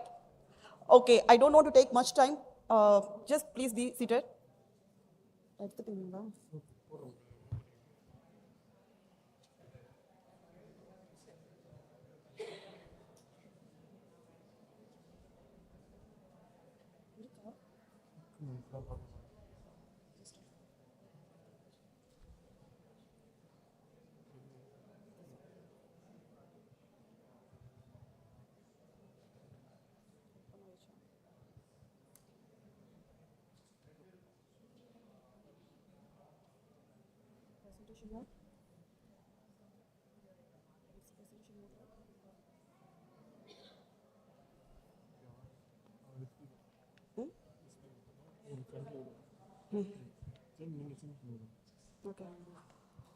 The topic which is given to me is employee well-being and holistic in healthcare wellness. So by that image itself, you can see that employee well-being. So it's something interesting, right? In each and every organization, health and well-being is more important. So as everyone has discussed, what is health? So it is a complete physical, mental, social well-being and everything, right? So it is a holistic approach. So every person has their own mental illness, and path to recovery is influenced by age. So some old age people will have a chance of recovering from their health or illness. The chance of recovering is be very late. And also the relationship status. Whether with how many of them are happy with our relationship status? Can anyone say, I'm very happy? So I think only one person is happy with this relationship. So, okay, 2 or 3 members. So it depends upon that health and well-being is not only it's under the organization, it plays important in their personal life also. So what is that holistic approach? Holistic approach is nothing but it is like a spiritual, in where employees not only will focus only upon their illness and also will just focus upon their wellness and also their condition of their thing. So, and the next slide is about the well-being. So how the well-being is being categorized. So the employees about the optimizing of all the employees about the physical well-being and the component cannot be ignored when taking about the well-functioning of individual of the employees. So like considering the current situation where most organizations have developed after recovering from the post-COVID, so many of the organizations have choose for work from home. So the work from home has created a major impact on each and individual employee. So there is a chance of spending time with our loved ones and our peer groups, and our colleague was totally distracted from the work from home group.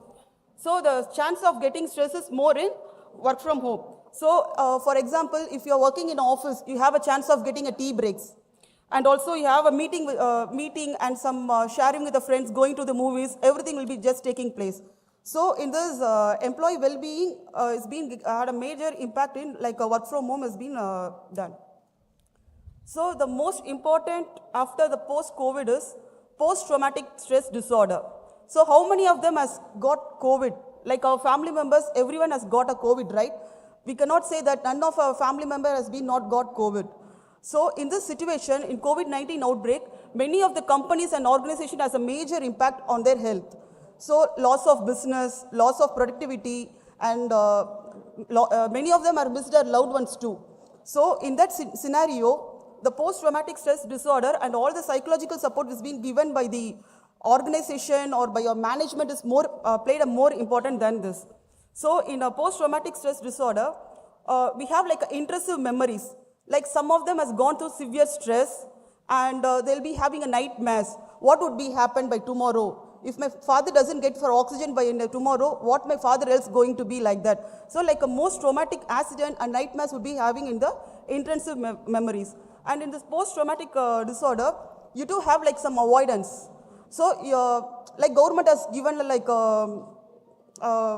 what to say, like avoiding of gathering, a mass gathering, and for people remind you like you'll be avoiding some group gatherings or like thing. So and you'll be having a negative things of mood, lack of interest. For example, if you like to go to gym, so there will be a lack of interest. If I go to the gym, if anything would be happen. If I talk to my friends, will I get my I will be getting a COVID. So this type of things would be happen in many of their life. So and in changes in physical and emotional reaction. So in the post-traumatic disorder, we'll be having like a trouble sleeping, and sometimes if you're in a stress mood, you used to go for a drive fastly, and will be having aggressive behavior. You may show some aggressive to your family members or to your peers or your colleagues. So what employee well-being is more important than ever before. So we can see employee absenteeism. If you have like a group activities in your organization that create a good impact on like employee absenteeism will be very less. And also in our organization, we used to conduct like a monthly once like a wellness program. So that the wellness program has a good impact on our employees. So we can know the do's and don'ts, whether the employees is being healthy or unfit for the job or whatever it is. We'll just ventilate with the employee and we'll get back the feelings, and we'll come to know that how the employee is being reacted to our management and to the organization and the workplace. So employee branding, like 78% of employee, we offer wellness program. For example, like conducting a medical camp inside our organization also, it is one of the good thing for our each and individual employee to get a free medical checkup. For that, they can know the preliminary the blood and vitals parameters to know there. And also, it improves the productivity in our organization. And employee moral, like a mental workshop, and also if you're giving any counseling or diet counseling to your any of your employers, so that will give you the lifestyle modification to the each and individual employee, and that will improve the employee engagement in your production. So this is an interesting topic, like how many types of people will be having in a company. So we cannot say 100% of my organization we have like only engaged people. Am I right? So we have a different categories, like some people may get engaged in their job and some may not engaged and some totally actively disengaged. So let us see what is engaged, not engaged and actively disengaged. So the categories of the employees who is actively engaged will be mostly our co-workers. Like if I am actively engaged, I have passion towards my work. and I take an extra challenge. If my boss is giving me a 2 challenge, I'll take it as a 4 challenge, I'll make it a success, and I'll give my production, and I'll give me productivity to more. And I'll take an extra mile. I'll be not just focusing towards like 4 to 5 hours of my job and that is over. I will not pick my calls for any of emergency things. We cannot say. We'll take an extra mile forward towards our goal. And the categories with not engaged, as if they're physically present and mentally absent. So there will be a zero energy passion towards the work, and then usually step walking throughout the day. Even if you're giving a job, they'll say, okay, later I'll take and complete my task. Just move on. And putting in hours instead of energy. It's totally waste. So we need to identify this kind of employees and make them to get engaged. And this is actively disengaged. So you think about your team or colleagues that, oh, I think my colleague is very actively engaged. But inside their mind, if you have any stress or anything, he may not actively engaged. So he always complained about the given task. See, my boss is giving always extra additional burden to me. How can I just complete it? They will not go front of the boss and they'll talk. So as if they'll act too good towards the boss, and just at the backside of the boss, they'll say, I got more work and the thing. And try to demoralize colleagues also. See, because of you, I cannot complete my task. And lack of enthusiasm and failure to take responsibility. At the end of the day, there will be a zero productivity towards the goal. And what else you can do engage to the employees.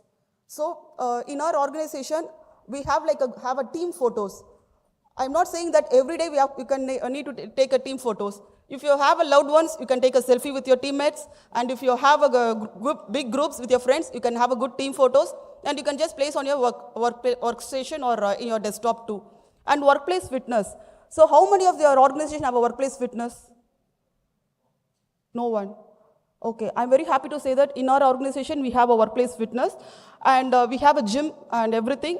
So it is like a small thing, like you have to it is not necessary to, you have to sit in your place and you have to work for a long time.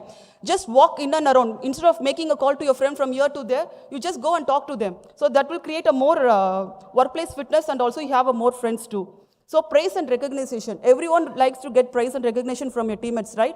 Is there anyone I don't like any praises and recognition? No. So each and individual would like to get a prize and recognition. And volunteer. It is not only the responsibility that you have to be strike out only to your work. So you have to just actively participate in CSR activities like pond cleaning or for marathon or whatever it is, and make yourself to be engaged and to identify more friends in your colleagues and workplace. So the workplace wellness is, we have found that out of 4 people, 1 will be having like a stress. So we have to just ventilate the feeling and emotion from the thing, and we have to clear the stress. And the mental health also, it's around 27% we used to have a stress towards our work or maybe family issues or personal things too.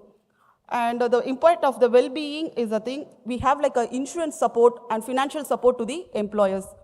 And recognition, as we have previously discussed, recognition your employees' work will give a major impact to your employee, that to turnover to the companies will be very reduced. And listen to your employers' thing. If they are coming with the personal issues, no, I got some personal reasons, sir, whatever it is, you just listen to the words and give some feedback to them. Give regular and timely feedback. If your team and colleagues are doing any work, you just give them a good feedback, or if it is negative, just give them a negative feedback to improve their production or activity. Empathy.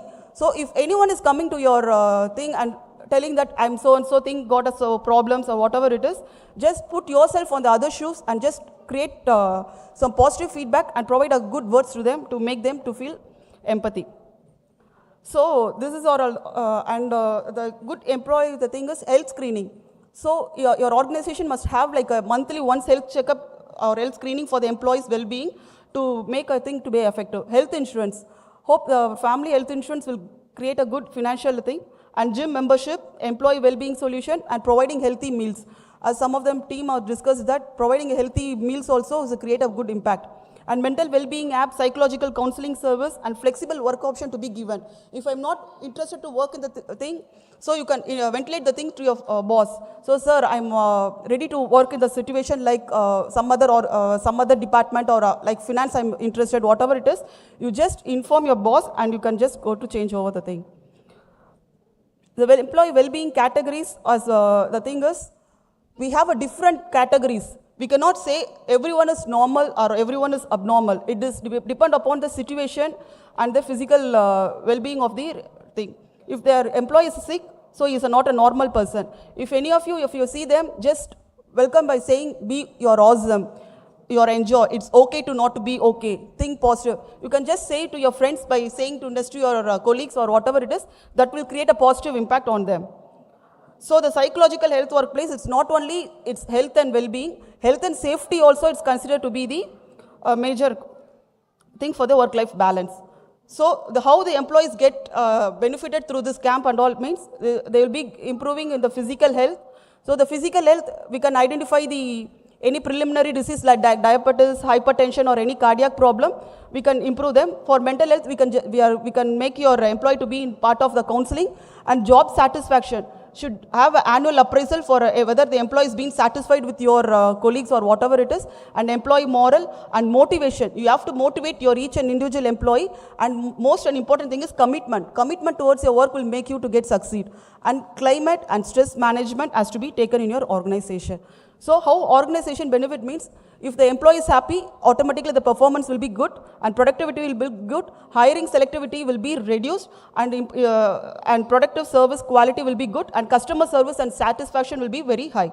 And absenteeism will be get reduced, and turnover, accidental injury rates and healthcare costs will also be get reduced.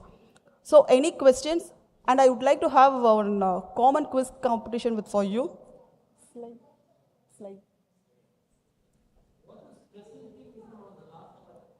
Sorry?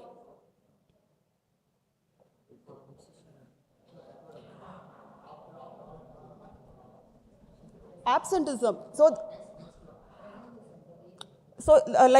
The employees will say, no, I cannot come for the meeting. So if they cannot able to, commitment towards the work will be get reduced.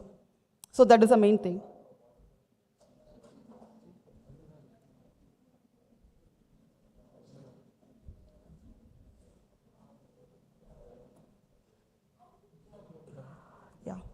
So everyone knows that like a connection rounds, right? So just anyone raise your hand, or you can just come forward and you can just say. Anyone please come to the dais and please say.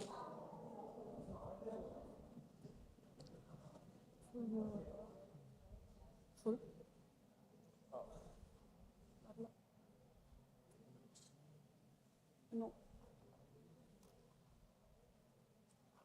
You'll be having like two images. Just you have to compare the thing and you have to just tell me the answer. Is there anyone? Please come forward, please. Anyone, please come to this. Sorry? No, I want the full sentence. Yes. Yeah, good. Please. Yeah, right. Please come. The answer is holistic. Thank you. So, can you say what is this? Anyone, please be on stage. What engagement? Please be on stage. Yeah, please come.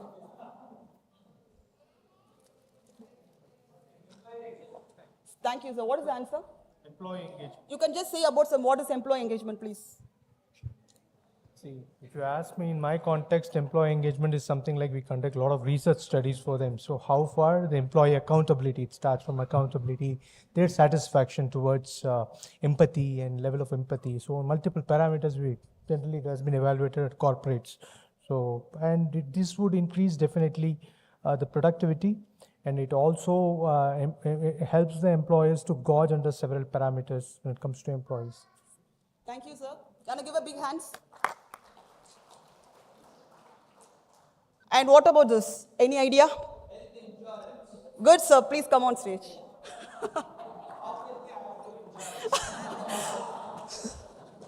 Me too. Say some few words about the importance of health insurance, sir. Okay, thanks for the opportunity. I'm Dev from TVS Insurance Broking. Thank you, madam, for the opportunity.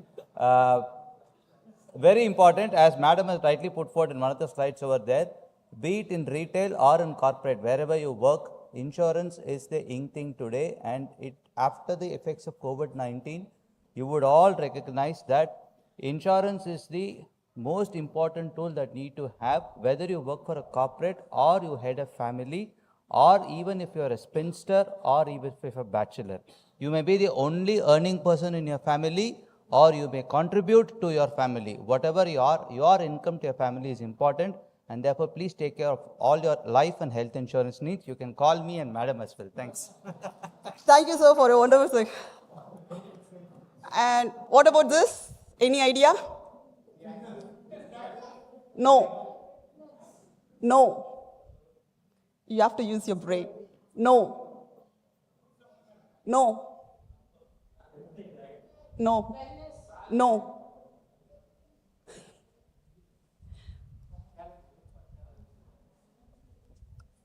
It will be like in definition of health too.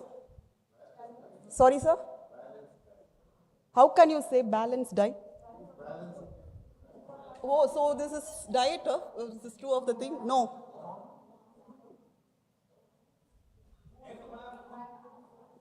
Sorry? No. No. It is related to our wellness only. We were just, all of them were talking about it. It's very easy. And if I say that, just tell me, sir. Sorry? How can you say it is relax? No. No. Ma'am, any idea? Guess? Emmanuel, sir? No.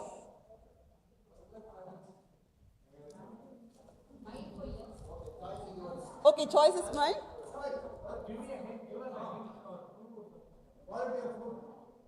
No, sir. It is about mental health.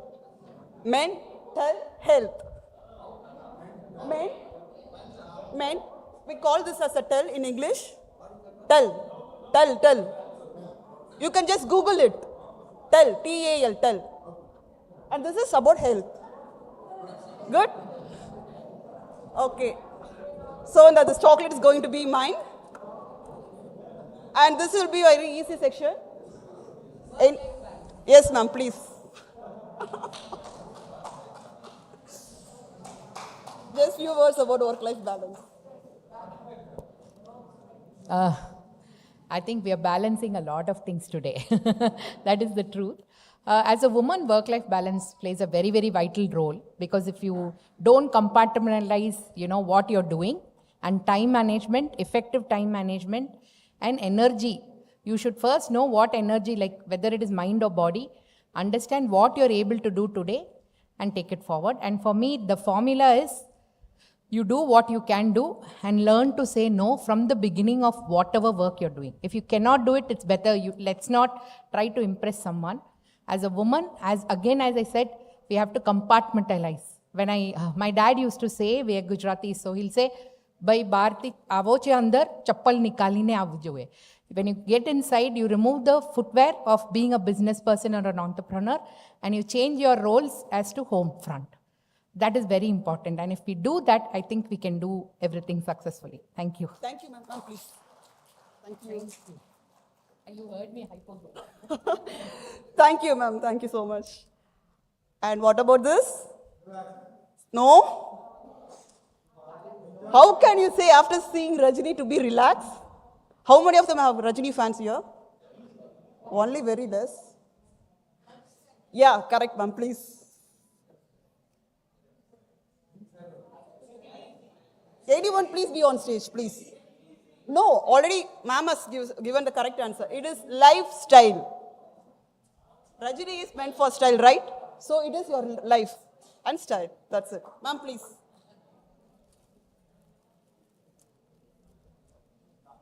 Just please say something about lifestyle. Hello everyone. I shouldn't be between the lunch and the speech, but yet I take just 1 minute to say that lifestyle should be what I want. As already it has been mentioned number of times, what I love, I do, and that makes my life a style. Thank you. Thank you, ma'am. Ma'am, thank you. What about this?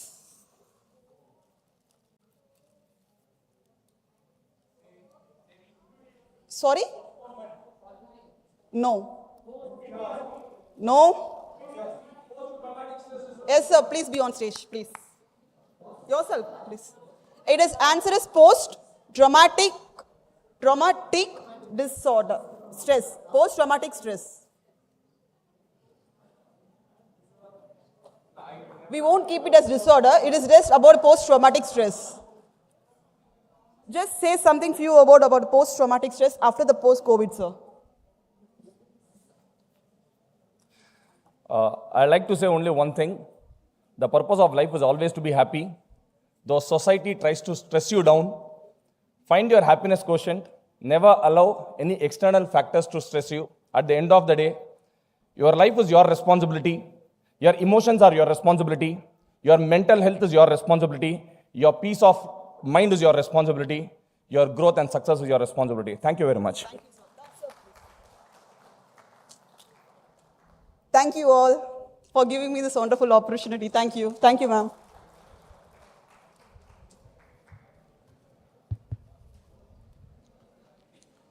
Thanks, Rina, for the wonderful and interactive session.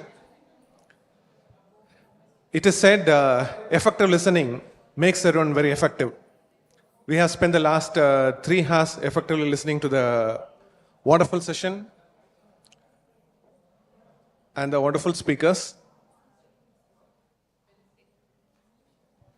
I request Rina to come to the stage.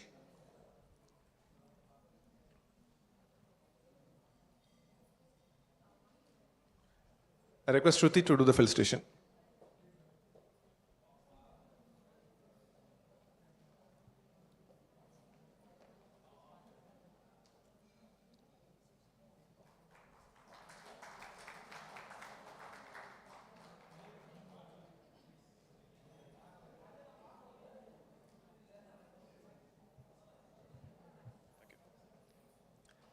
So I thank everyone for listening effectively for the last 3 hours to the different speakers and eminent speakers here. First, on behalf of ARA Holistic Wellness and RMD, I thank Ms. Shruti and Dr. Republica for organizing such a wonderful event and inviting all the eminent speakers, audience participants, the chief guest here. There has been a monumental work which has gone behind to conduct such a wonderful session. And I thank our partner, our MMA management, and Captain Vijay Kumar, who had been interacting with us on various times to see how we can create a wonderful session in terms of giving us insights to curate the programs. And we also thank our media partner, Radio City, for being here and to create wonderful jingles to spread about this program the last couple of days. I thank the chief guest, Dr. Nanda Kumar, and the special guest, Vice Chancellor of SRMC, who are here to, in spite of the busy schedule, to be with us and to share their insights. I thank all the speakers who are here. Being a long weekend, they have still taken the time to be here to share their wonderful words and insights with all the audience. I thank all the participants who have, again, on a long weekend, who have come here. I really thank and appreciate all the patient audience who has spent last 3 hours to be with us. And I thank the wonderful team behind this Aura conference. There has been a lot of work which has gone behind. There are lots of stars who had been behind the screen in terms of planning, coordinating, and making this event wonderful. I thank all the stars. In fact, they're just standing to my right of side. I request the audience to give a small round of applause to behind the stars. And I thank each and everyone for being with us and to make this session really wonderful. Before we close the session, I request everybody to stand up for the national anthem.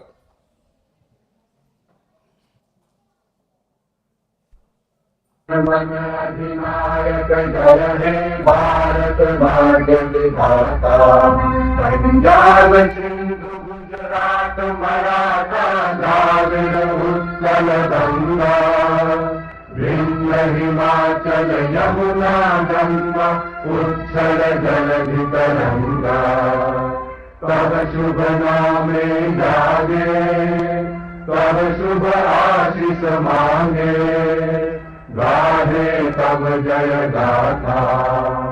Jana Gana मंगलदायक जय हे भारत भाग्य विधाता।